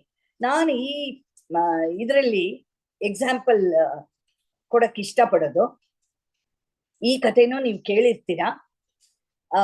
ಇಬ್ರು ಬುದ್ಧಿಸ್ಟ್ ಸಾಧುಗಳು ನಡ್ಕೊಂಡು ಹೋಗ್ತಾ ಇರ್ತಾರೆ. ಒಬ್ಬ ಸೀನಿಯರು, ಇನ್ನೊಬ್ಬ ತುಂಬಾ ಜೂನಿಯರು ತಾನೇ ಸೇರ್ಕೊಂಡಿರೋನು. All monks take a vow of celibacy. ಅವರೆಲ್ಲ ಹೆಂಗಸರನ್ನ ಮುಟ್ಟಲ್ಲ, ಹೆಂಗಸರ ಜೊತೆ ಒಡನಾಟ ಇಲ್ಲ ಅಂತೆಲ್ಲ. This is called the vow of celibacy. ಅವರೆಲ್ಲರೂ ಇದನ್ನ ತಗೊಂಡಿರ್ತಾರೆ. ಅದರಿಂದ ಅವರು ಹೆಂಗಸರನ್ನ ಮಾತಾಡಿಸ್ಬಾರ್ದು, ಹೆಂಗಸರನ್ನ ಮುಟ್ಟಬಾರ್ದು, ಹೆಂಗಸರ ಜೊತೆ ಯಾವ ಒಡನಾಟನೂ ಇರಬಾರ್ದು. ಸೊ ಇವರಿಬ್ರು ನಡ್ಕೊಂಡು ಹೋಗ್ತಾ ಇರ್ಬೇಕಾದ್ರೆ ರೋಡಲ್ಲಿ ಒಂದು 18 ವರ್ಷದ ಹುಡುಗಿ, ತಾನೇ ತುಂಬಾ ಜೋರಾಗಿ ಮಳೆ ಬಂದಿರುತ್ತೆ, ತುಂಬಾ ನೀರ್ ನಿಂತಿರುತ್ತೆ. ಇವರಿಬ್ರು ನಡ್ಕೊಂಡು ಹೋಗ್ತಿರ್ಬೇಕಾದ್ರೆ ಅವನು ಸೀನಿಯರ್ ಗಮನಿಸ್ತಾನೆ, ಅಯ್ಯೋ ಈ ಹುಡುಗಿ ಅಸಹಾಯಕವಾಗಿ ನಿಂತಿದ್ದಾಳೆ ಇಲ್ಲಿ ಅಂತ. ಅವಳನ್ನ ಎತ್ಕೊಂಡು ಆ ಕಡೆಗೆ ಬಿಡ್ತಾನೆ, ನೀರಿನ ಆ ಕಡೆಗೆ ಕರ್ಕೊಂಡು ಹೋಗ್ಬಿಡ್ತಾನೆ. ಈ ಚಿಕ್ಕ ಸಾಧುಗೆ ಶಾಕ್ ಆಗೋಗುತ್ತೆ. ಏನ್ ಇವನು ಓವ್ ಆಫ್ ಸೆಲಿಬಸಿನ ಬ್ರೇಕ್ ಮಾಡ್ಬಿಟ್ಟಲ್ಲ, ಇವನು ಯಾತಕ್ಕೆ ಮುಟ್ಟದ ಅವಳನ್ನ? ಆಮೇಲೆ ಇವನಿಗೆ ಗಿಲ್ಟಿನೂ ಆಗ್ತಾ ಇಲ್ಲ. ಇವನೊಂದು ರೂಲ್ ಅನ್ನ ಬ್ರೇಕ್ ಮಾಡಿದ್ದಾನೆ, ಇವನಿಗಾದ್ರೆ ಗಿಲ್ಟಿ ಆಗ್ತಾ ಇಲ್ಲ. ಸುಮ್ನೆ ಅವನ್ ಪಾಡಿಗೆ ಅವನು ಇದಾನಲ್ಲ, ಇವನು ಏನೋ ಒಂದು ಎಕ್ಸ್ಪ್ಲನೇಷನ್ ಕೊಡ್ತಾನೆ ಅಂತ ಇಡೀ ದಿನ ಕಾಯ್ತಾನೆ. ಏನು ಹೇಳಲ್ಲ ಅವನು, ದೊಡ್ಡವನು. ಅವನ್ ಪಾಡಿಗೆ ತನ್ನ ಏನೇನ್ ಕೆಲ್ಸ ಇದೆ ಅದನ್ನೆಲ್ಲ ಮಾಡ್ಕೊಂಡು ಹೋಗ್ತಾ ಇರ್ತಾನೆ. ಕೊನೆಗೆ ರಾತ್ರಿ ಹಾಸಿಗೆ ಹಾಸ್ಕೊಂಡು ಮಲ್ಕೋಬೇಕಾದ್ರೆ ಇವನು ತಡಿಯಕ್ಕಾಗಲ್ಲ. ಈ ಚಿಕ್ಕ ಸಾಧುಗೆ ಕೇಳ್ಬಿಡ್ತಾನೆ, ನೀನು ಓವ್ ಆಫ್ ಸೆಲಿಬಸಿ ತಗೊಂಡಿದ್ಯಾ, ಆದ್ರೆ ನೀನು ಅವಳನ್ನ ಎತ್ಕೊಂಡು ಆ ಕಡೆ ಬಿಟ್ಟಿಯಲ್ಲ, ನೀನ್ ಮುಟ್ಟಬಾರ್ದು ಅನ್ನೋದನ್ನ ನೀನು ಪಾಲಿಸ್ಲೇ ಇಲ್ವಲ್ಲ, ಆಮೇಲೆ ಅದನ್ನ ತಪ್ಪು ಮಾಡಿದ್ ಬೇಜಾರು ಇಲ್ವಲ್ಲ ನಿಂಗೆ ಅಂತ ಕೇಳ್ತಾನೆ. ಅದಕ್ಕೆ ಈ ಸಾಧು ಹೇಳ್ತಾನೆ, ನಾನು ಅವಳನ್ನ ಅಲ್ಲೇ ಬಿಟ್ಬಿಟ್ಟೆ, ನೀನ್ ಇನ್ನು ಎತ್ಕೊಂಡ್ ತಿರುಗ್ತಿದ್ಯಾ ಅಂತ ಕೇಳ್ತಾನೆ.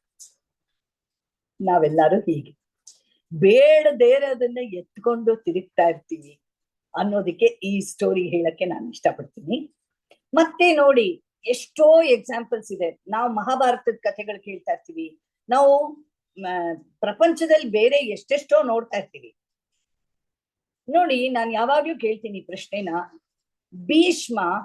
ಭೀಷ್ಮನಂತ ಒಂದು ವಿದ್ಯಾವಂತ, ಧೈರ್ಯಸ್ಥ, ತ್ಯಾಗದಲ್ಲಿ ಮೊದಲು ಬೇರೆ ಯಾರು ಇಲ್ಲವೇ ಇಲ್ಲ. ನೀವು ಭೀಷ್ಮನಿಗೆ ಇನ್ನೊಂದು ಎಕ್ಸಾಂಪಲ್, ಕೃಷ್ಣ ಹತ್ತಿದ್ ಒಂದೇ ಒಂದ್ ಸರ್ತಿ ಅಂತೆ. ಭೀಷ್ಮ ಇದ್ರ ಮೇಲೆ ಮಲಗಿದ್ದಾಗ, ಇನ್ನೇನ್ ಸತ್ತು ಹೋಗ್ತಾನೆ ಎಂದಾಗ ಅವಾಗ ಮಾತ್ರ ಕೃಷ್ಣ ಹತ್ತನಂತೆ. ಯಾಕತ್ತ? ಭೀಷ್ಮ ಹೊರಟೋಗ್ತಾ ಇದ್ದಾನೆ ಅಂತಲ್ಲ, ಅವನ ಜೊತೆ ಒಂದು ಅಗಾಧವಾದ ವಿದ್ಯೆಯ ಒಂದು ಇದನ್ನೇ ಎತ್ಕೊಂಡು ಹೊರಟೋಗ್ತಾ ಇದ್ದಾನೆ ಅವನು ಅದನ್ನ ಪ್ರಪಂಚಕ್ಕೆ ಕಲಿಸ್ಬಿಟ್ಟು ಹೋಗ್ಬೇಕು, ಇದರ ಅಷ್ಟು ವಿದ್ಯೆ ನಶಿಸ್ ಹೋಗುತ್ತೆ ಅಂತ ಅವನು ಹೇಳದ್ನಂತೆ ಯುಧಿಷ್ಠಿರನಿಗೆ, ಹೋಗ್ ಕೇಳು ಅವನು ಏನ್ ಹೇಳ್ಬೇಕು ಅಂತಿದ್ದಾನೆ ಅದನ್ನ ಕೇಳು ಅಂತ. ಹಾಗೆ ಭೀಷ್ಮ ಆದ್ರೆ ಹೀರೋ ಅಲ್ಲ. ಮಹಾಭಾರತದಲ್ಲಿ ಭೀಷ್ಮನ್ನ ಕೊಂಡಾಡಲ್ಲ. ಯಾತಕ್ಕೆ? ಯಾವ ಸಮಯದಲ್ಲಿ ಪ್ರತಿಜ್ಞೆ ಮಾಡ್ದ ಆ ಸಮಯಕ್ಕೆ ಮಾತ್ರ ಸೂಕ್ತವಾಗಿತ್ತು ಅವನ ಪ್ರತಿಜ್ಞೆಗಳು. ಅವನು ಅದೇ ಪ್ರತಿಜ್ಞೆನ ಎಷ್ಟು ದಿವಸ ಆದ್ರೂ, ಯಾವುದೇ ಸಂದರ್ಭಗಳೆಲ್ಲ ಬದಲಾಯಿಸಿದ ಮೇಲೂ ಅವನು ಮಾತ್ರ ಅವನ ಪ್ರತಿಜ್ಞೆನ ಚೇಂಜ್ ಮಾಡದೇ ಇದ್ದಾಗ, ಮಹಾಭಾರತದಲ್ಲಿ ಆಮೇಲೆ ನಡೆದಿದ್ದೆಲ್ಲ ಭೀಷ್ಮನೇ ಕಾರಣ ಅನ್ನೋ ಹಂಗಾಗೋದು. ಯಾಕೆಂದ್ರೆ ಯಾವ ಸಮಯದಲ್ಲಿ ಅವನು ನಾನು ರಾಜ್ಯಕ್ಕೆ ಆಸೆ ಪಡಲ್ಲ, ನಾನು ಮದ್ವೆನೂ ಮಾಡ್ಕೊಳಲ್ಲ, ನನ್ ಮಕ್ಕಳು ಹಡಿಯಲ್ಲ ಅಂತ ಪ್ರತಿಜ್ಞೆ ತಗೊಂಡು, ಆಗ ಸರ್ಕಮ್ಸ್ಟೆನ್ಸಸ್ ಬೇರೆ ಇತ್ತು. But he carried the same vow after many years when the circumstances had changed. ಹಾಗೇನೆ ನಾವು ತಲೆಯಲ್ಲಿ ಏನ್ ಇಟ್ಕೊಂಡು ಓಡಾಡ್ತಾ ಇರ್ತೀವಿ, ಪರಿಸ್ಥಿತಿಗಳು, ನಿಮಗೆ ಅಂದೋರ್ ಪರಿಸ್ಥಿತಿ ಬದಲಾಯಿಸಿ ಹೋಗಿರುತ್ತೆ, ನಿಮ್ಮ ಪರಿಸ್ಥಿತಿ ಬದಲಾಯಿಸಿ ಹೋಗುತ್ತೆ, ಆದ್ರೂ ಕೂಡ ಅದನ್ನ ತಲೆಯಲ್ಲಿ ಇಟ್ಕೊಂಡು ನಾವು ಓಡಾಡ್ತಾ ಇರ್ತೀವಿ. ಇವತ್ತಿನ ದಿವಸ ಅರ್ಥ ಮಾಡ್ಕೊಂಡು ಯಾತಕ್ಕೆ ಬಿಡ್ಬೇಕು, ಬಿಡೋದ್ರಲ್ಲಿ ಏನು ವಿವೇಕ ಇದೆ ಅನ್ನೋದನ್ನ ಇಲ್ಲಿ ನಾನು ಈ ಕಥೆಗಳ ಮೂಲಕ ಮತ್ತೆ ನಿಮಗೆ ಕೆಲವು ಫ್ಯಾಕ್ಟ್ಸ್ ಮೂಲಕ ಹೇಳ್ತಾ ಇದ್ದೀನಿ. ಮತ್ತೆ ಇನ್ನೊಂದು ಅರ್ಥ ಮಾಡ್ಕೋಬೇಕು, ತುಂಬಾ ಜನ ಏನಂತಾರೆ ಬಿಟ್ಟು ಬಿಟ್ಟಿದೀವಿ ಅಂದ್ರೆ ಮನುಷ್ಯನ್ನೇ ಬಿಟ್ಟು ಬಿಟ್ಟಿದೀವಿ. ಈಗ ನನ್ನ ನಾದ್ನಿ ಒಂದ್ ಮಾತಂದ್ಲು, ನಾದ್ನಿನೇ ಬಿಟ್ಬಿಡೋದು ಅಲ್ಲ. Letting go is not indifference. Letting go is not that you don't care. ಇದನ್ನ ದಯವಿಟ್ಟು ಅರ್ಥ ಮಾಡ್ಕೊಳ್ಳಿ. ನೀವು ಆ ತರ ಲೆಟ್ಟಿಂಗ್ ಗೋವಿಗೆ ಅರ್ಥನೇ ಇಲ್ಲ. ಅದರಿಂದ ಓಡೋಗ್ತಾ ಇದ್ದೀರಾ ಅಷ್ಟೇ. ನೀವು ಅದನ್ನ ಬಿಡ್ತಾ ಇಲ್ಲ. ಅದನ್ನ ಇಲ್ಲಿ ಡ್ರಾಪ್ ಮಾಡಿ ಮನುಷ್ಯನ್ನ ಇಟ್ಕೋಬೇಕು ಲೈಫಲ್ಲಿ. ಓಕೆ, ಇದೊಂದು ಕಲೆ. ಅದಕ್ಕೆ ಜೀವನದಲ್ಲಿ ಏನನ್ನ ಅಳವಡಿಸ್ಕೊಳ್ಳೋದು ಅಷ್ಟು ಕಷ್ಟ. ಯಾಕೆ ಅಂದ್ರೆ ಈ ತರದ ಸರ್ಕಮ್ಸ್ಟೆನ್ಸಸ್ ಅಲ್ಲಿ ನಾವು ಅಳವಡಿಸ್ಕೋಬೇಕಾದ್ದು. Leaving the person is the easiest thing that you can do. Okay, ಅಥವಾ ಇನ್ ಕೆಲವ್ರು ಏನ್ ಮಾಡ್ಬಿಡ್ತಾರೆ, ಮನಸ್ಸಿನಲ್ಲಿ ಆ ನೋವನ್ನ ಅದುಮಿಟ್ಕೊಂಡ್ಬಿಡ್ತಾರೆ. ಮನಸ್ಸಿನಲ್ಲಿ ತುಂಬಾ ಕಾಡ್ತಾ ಇರುತ್ತದು, ಆದ್ರೆ ಹೊರಗಡೆ ಚೆನ್ನಾಗೇ ಇರಕ್ ಪ್ರಯತ್ನ ಮಾಡ್ತಾ ಇರ್ತಾರೆ. That is also wrong. When you suppress your emotions, it will come out in various ways. It will come out as disease. It will come out as allergies. It will come out in changing your basic behavior. ಈ ತರದ್ದೆಲ್ಲ problems ಆಗುತ್ತೆ. So suppress ಮಾಡೋದು ಅಲ್ಲ, ಅಥವಾ ಅವರ ಮನುಷ್ಯರನ್ನೇ ಬಿಟ್ಬಿಡೋದು, indifferent ಆಗೋದು, ಇದು ಎರಡೂ ಅಲ್ಲ. Just dropping what is causing you pain. Just dropping what is causing you hurt. Why should we do it and how should we do it? ನೋಡೋಣ. ಓಕೆ, ಮತ್ತೆ ಇದನ್ನ ಹೇಳ್ಬೇಕಾದ್ರೆ ನಾನು ಯಾವುದೋ ಒಂದು ಸಂಬಂಧ ಬರೀ ಟಾಕ್ಸಿಕ್ ಆಗಿದೆ, ಅದನ್ನು ಇಟ್ಕೊಂಡು ಒದ್ದಾಡ್ಬೇಕಾ ಮೇಡಮ್? ಆ ರಿಲೇಶನ್ಶಿಪ್ ಇಂದ ಯಾವ ಹೆಲ್ಪ್ ಆಗ್ತಾ ಇಲ್ಲ ಅಂದ್ರೆ, ಅದು ಬರೀ ಟಾಕ್ಸಿಸಿಟಿ ಕೊಡ್ತಾ ಇದೆ ನಿಮ್ಗೆ ಅಂದ್ರೆ ಅದನ್ನ ಬಿಡ್ಬೇಕು. We must learn to let go of toxic relationships. But we should decide what is toxic and what is not. ಕೆಲವು ಸತಿ ಕೆಲವು ಸಂಬಂಧಗಳು ಬಿಡಕ್ಕೆ ಆಗಲ್ಲ, ಕೊನೆಯವರೆಗೂ ಇಟ್ಕೋಬೇಕು, ಅದನ್ನ ನಿಭಾಯಿಸ್ಬೇಕು. ಇದನ್ನ ನಾವು ಕಲ್ತ್ಕೋಬೇಕು. ಮತ್ತೆ ಕೆಲವು ಅಭ್ಯಾಸಗಳು ಬಿಡ್ಬೇಕಾಗತ್ತೆ ನಾವು. ಏನೋ ಗಾಸಿಪ್, ಯಾರ ಬಗ್ಗೆ ನಾನು ಯಾರು ಇಲ್ದೇ ಇರ್ಬೇಕಾದ್ರೆ ನೋವಾಗಿ ಆಗೋ ತರ ಮಾತಾಡೋದು, ಅವರಿಗೆ ಅವ್ರು ಕೇಳಿಸ್ಕೊಂಡ್ರೆ ಹರ್ಟ್ ಆಗೋ ವಿಷಯ. ಒಂದು ಪ್ರಿನ್ಸಿಪಲ್ ಇಟ್ಕೋಬೇಕು ನಾವು ಲೈಫಲ್ಲಿ. ನಾನು ಯಾರ ಮುಂದೆ ಮಾತಾಡಕ್ಕೆ ಈ ಮಾತನ್ನ ಹೇಳಕ್ ರೆಡಿ ಇಲ್ವೋ ಅದನ್ನ ಅವ್ರ ಹಿಂದೆನೂ ನಾ ಹೇಳಲ್ಲ. ಯಾವುದು ಹಿಂದೆ ಹೇಳ್ತೀನೋ ಅವ್ರ ಎದುರುಗಡೆ ಬಂದ್ರೆ ನಾನು ಅದನ್ನ ಹೇಳಕ್ ರೆಡಿ ಆಗಿರ್ಬೇಕು. ಇಲ್ದೆ ಹೋದ್ರೆ ನಾ ಹೇಳ್ಕೊಡ್ದು. Then it is not gossip. I hope you are all with me. Okay, ಮತ್ತೆ ಜಿದ್ದು ಯಾರಿಗೂ ಹೆಲ್ಪ್ ಆಗಲ್ಲ. ಜಿದ್ದು ನೀವು ತೀರಿಸ್ಕೊಳಕ್ಕೆ ಆಗಲ್ಲ. ನಾವೇನ್ ಅನ್ಕೋತೀವಿ, ಯಾರೋ ನೋಡಿ, ಈಗ ನೀವು ಒಂದ್ ಸ್ಟೂಡೆಂಟ್ನ ಕಪಾಳಕ್ಕೆ ಹೊಡಿತೀರಾ, ತಪ್ಪು ಮಾಡಿರಲ್ಲ ಅವನು, ನೀವು ಮಿಸ್ಟೇಕ್ ಮಾಡ್ಕೊಂಡು ಹೊಡಿತೀರಾ. ಅವ್ನು ನಿಮಗ್ ವಾಪಸ್ ಹೊಡೆದ್ಬಿಟ್ರೆ ಎಲ್ಲರ ಎದುರುಗಡೆ ಆಗೋಯ್ತಾ? ಅಲ್ಲಿಗಲ್ಲಿಗೆ ಸರಿ ಸಮಾನ. ಜಿದ್ದು ಯಾವಾಗ್ಲೂ ಸೆನ್ಸ್ಲೆಸ್. ಜಿದ್ ಇಸ್ ನಾಟ್ ಇಂಟೆಲಿಜೆಂಟ್.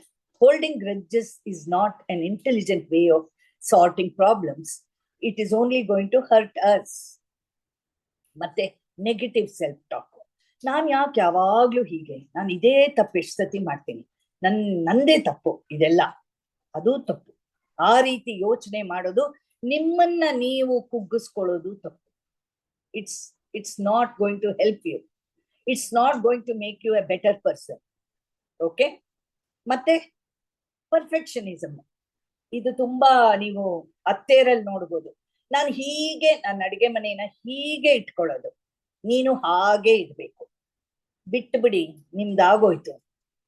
ಅವ್ರಿಗೆ ಹೆಂಗ್ ಬೇಕೋ ಅವ್ರ ಅಡಿಗೆ ಮನೆ ಇಟ್ಕೊಳ್ಳಿ, ಹೇಳಿ ಸಜೆಷನ್ ಕೊಡಿ, ತಗೊಂಡ್ರೆ ಪರವಾಗಿಲ್ಲ, ತಗೊಳ್ಳಿಲ್ಲ ಅಂದ್ರೆ ಆಗೋಯ್ತು, ನಿಮ್ಮ ಆಡಳಿತ ಮುಗೀತು.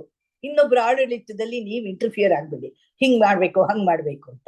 ಸೊ ಈ ಪರ್ಫೆಕ್ಷನಿಸಮ್ನ ಬಿಡದೆ ತುಂಬಾ ಜನ ಅವ್ರಿಗೂ ನೋವು ಮಾಡ್ಕೋತಾರೆ, ಬೇರೆಯವ್ರಿಗೂ ನೋವು ಮಾಡ್ತಾರೆ. ಮತ್ತೆ ಅಪೇಕ್ಷೆಗಳು, ಹಿಂದೆ ಬಹಳ ಡೀಟೇಲ್ ಆಗಿ ಕವರ್ ಮಾಡಿದೀವಿ.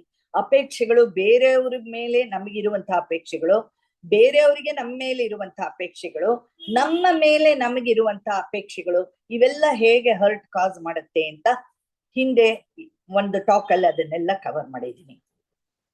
ಇನ್ನ ಕೆಲವು ಜನಕ್ಕೆ ಫ್ಯೂಚರ್ದು ಭಯ. ಮುಂದೇನಾಗುತ್ತೋ ಅಂತ.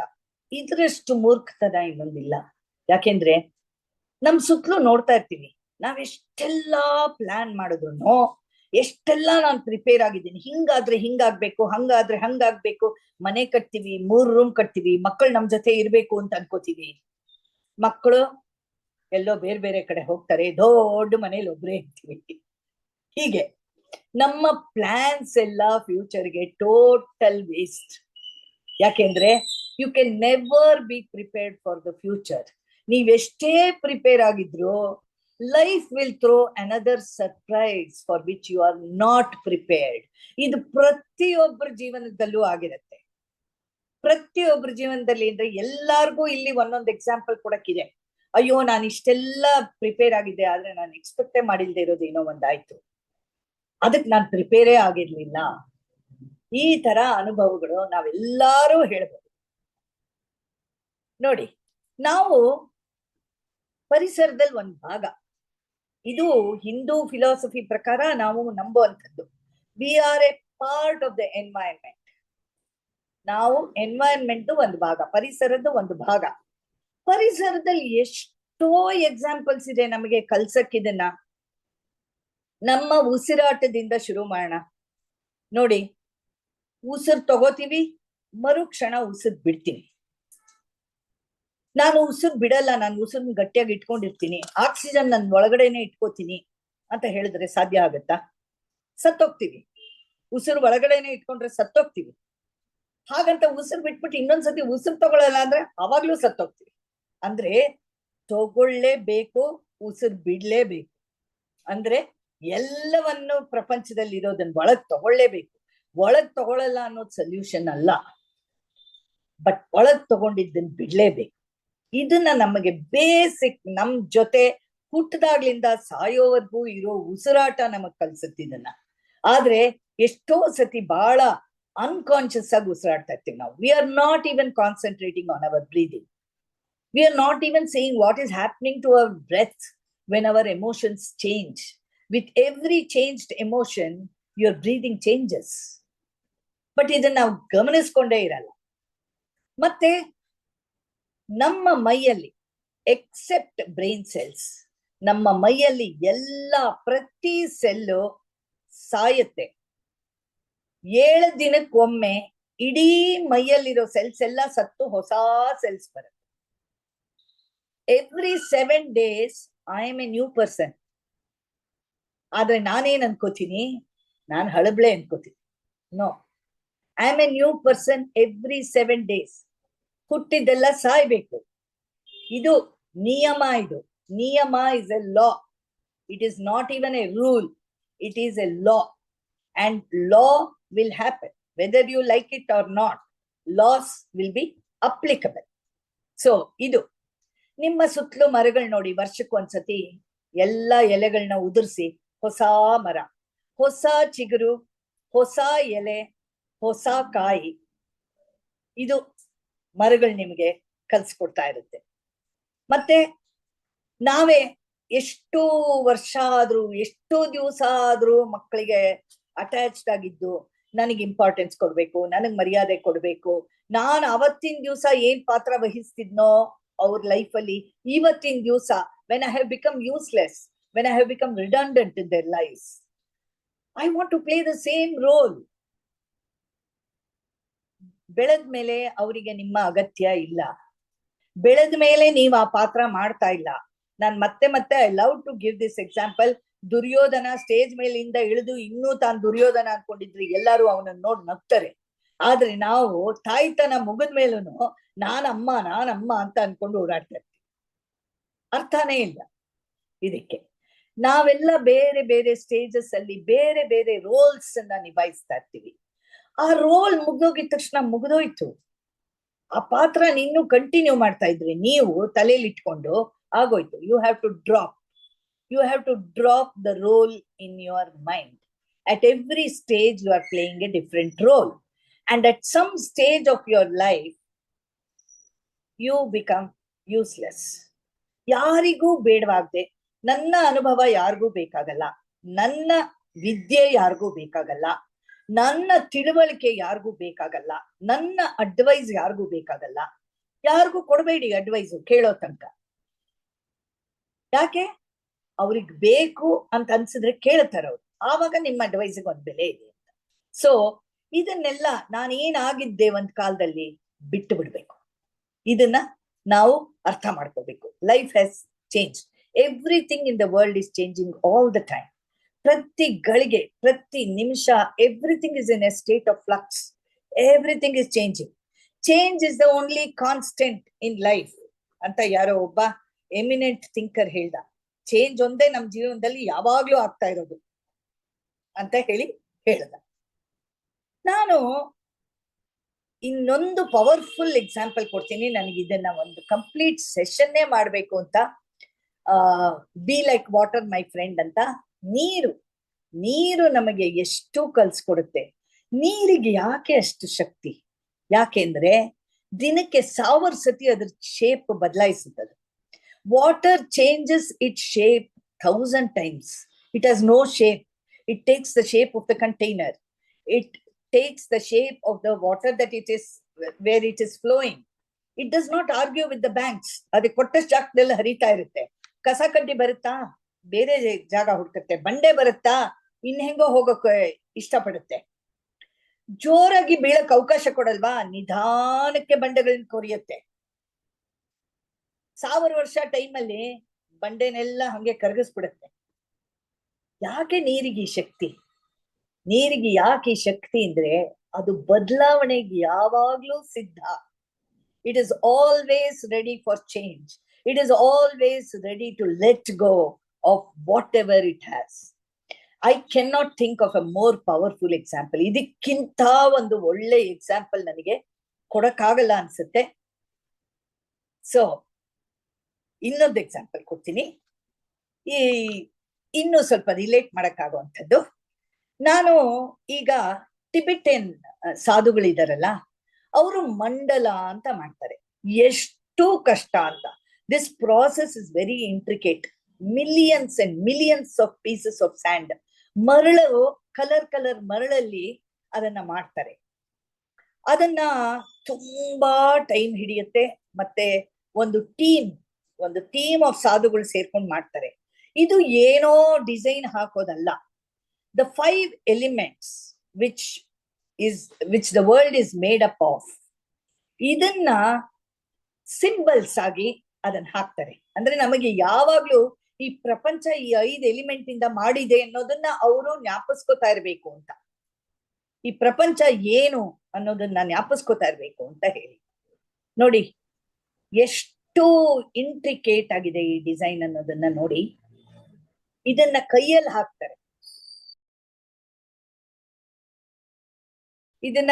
ಹಾಕ್ತಾರೆ.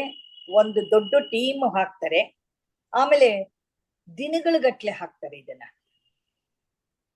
ಎಲ್ಲ ಡ್ರಾಯಿಂಗ್ಸ್ ಇಟ್ಕೊಂಡು, ಜಾಮೆಟ್ರಿ ಎಲ್ಲ ಲೈನ್ಸ್, ಇದು ಎಲ್ಲ ಪುಸ್ತಕಗಳು ಇಟ್ಕೊಂಡಿರ್ತಾರೆ. ಅವ್ರಿಗೆ ಟ್ರೈನ್ ಆಗಿರುತ್ತೆ ಇದರಲ್ಲಿ. So they do it for days and weeks.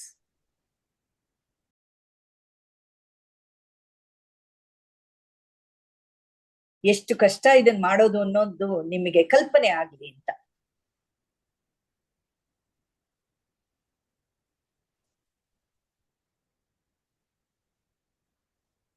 ನೋಡಿ ಎಷ್ಟು ಜಾಮೆಟ್ರಿ ಯೂಸ್ ಮಾಡ್ತಾರೆ ಅದಕ್ಕೆ.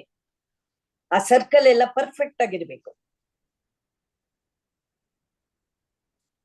ಫಾರ್ 4 days ಇದನ್ ಮಾಡಿದ್ದಾರೆ ಈ ಮಂಡಲನ.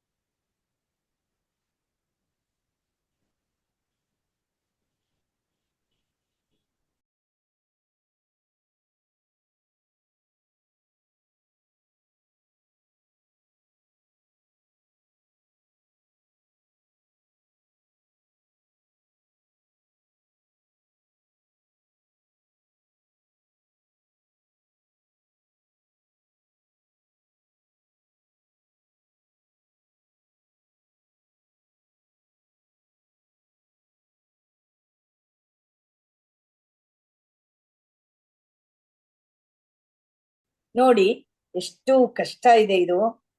ಬೆಂಡ್ ಮಾಡ್ಕೊಂಡು ದಿನಗಳ ಗಟ್ಲೆ ಕುತ್ಕೊಂಡು ಮಾಡ್ತಾರೆ. 4 days it has taken to make this mandala.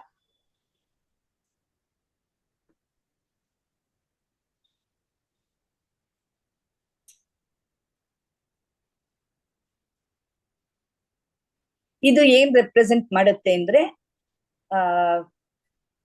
5 elements. ಈ ಪ್ರಪಂಚ ಏರ್, ವಾಟರ್, ಈಥರ್, ಈ ತರ 5 ಎಲಿಮೆಂಟ್ಸ್ ಇದೆಯಲ್ಲ, ಆ 5 ಎಲಿಮೆಂಟ್ಸ್ ಸಿಂಬಲ್ಸ್ ನ ರೆಪ್ರೆಸೆಂಟ್ ಮಾಡುತ್ತೆ. ಯಾಕೆ ಮಾಡ್ತಾರೆ ಇದನ್ನ? ಇದರ ಮೇಲೆ ಮೆಡಿಟೇಷನ್ ಮಾಡ್ತಾರೆ ಅವರು. ಇದನ್ನ ಪೂರ್ತಿ ಮಂಡಲ ಮುಗಿಸಿ ಇದ್ರ ಮೇಲೆ ಮೆಡಿಟೇಟ್ ಮಾಡ್ತಾರೆ.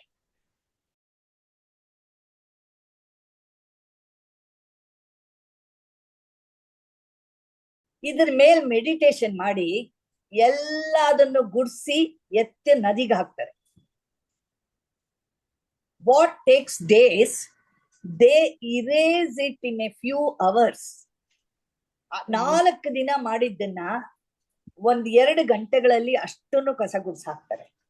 ಯಾಕೆ ಇದನ್ನ ಕಸ ಗುಡ್ಸ್ ಹಾಕ್ತಾರೆ ಅಂತಂದ್ರೆ, don't get attach to what you create. ನೀನು ಸೃಷ್ಟಿ ಮಾಡಿದ್ದಕ್ಕೆ ನೀನ್ ಅಟ್ಯಾಚ್ ಆಗ್ಬೇಡ. ಯಾವುದು ಪರ್ಮನೆಂಟ್ ಅಲ್ಲ. ಹೌದು, ಪ್ರತಿ ಒಂದು ಬ್ಯೂಟಿಫುಲ್. ಆ ಮಂಡಲ ಎಷ್ಟು ಸುಂದರವಾಗಿದೆ, ಆದ್ರೆ ಅದು ಟೆಂಪರರಿ. ಈ ಪ್ರಪಂಚನೂ ಅಷ್ಟೇ ಟೆಂಪರರಿ. ಪ್ರಪಂಚನೇ ಟೆಂಪರರಿ ಆದ್ಮೇಲೆ, ನೀನು ಟೆಂಪರರಿ ಆದ್ಮೇಲೆ ನಿನಗ ಆಗಿದ್ದೆಲ್ಲ ಪರ್ಮನೆಂಟ್ ಅಂತ ನೀನ್ ಯಾಕೆ ಅನ್ಕೋತ್ಯ? ಹುಟ್ಟಿದವ್ರು ಯಾರು ಸಾಯ್ದೇ ಇರೋರು ನಿಮಗ್ ಗೊತ್ತಾ? ಯಾರು ಒಬ್ರಿದ್ದಾರ ಹುಟ್ಟದೇ ಇರೋರು, ಸಾಯ್ದೇ ಇರೋರು?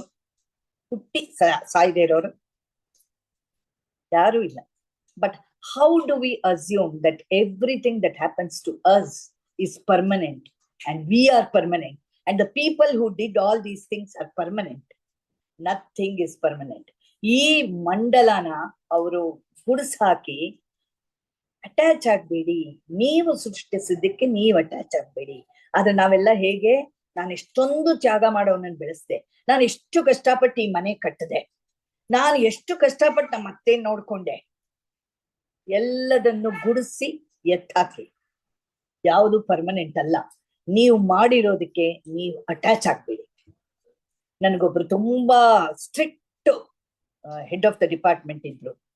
ನಾವು ಕ್ವಶನ್ ಪೇಪರ್ ಮಾಡಾದ್ಮೇಲೆ ನಮ್ಗೆ ಇದೇ ಕ್ವಶನ್ ಇಟ್ಕೋಬೇಕು ಅಂತ ನಾವೇನ ವಾದ ಮಾಡಿದ್ರೆ ಕ್ವಶನ್ ಪೇಪರ್ ಅಲ್ಲಿ ಅವ್ರು ಹೇಳೋರು, don't get attach to your question papers ಅಂತ ಹೇಳೋರು.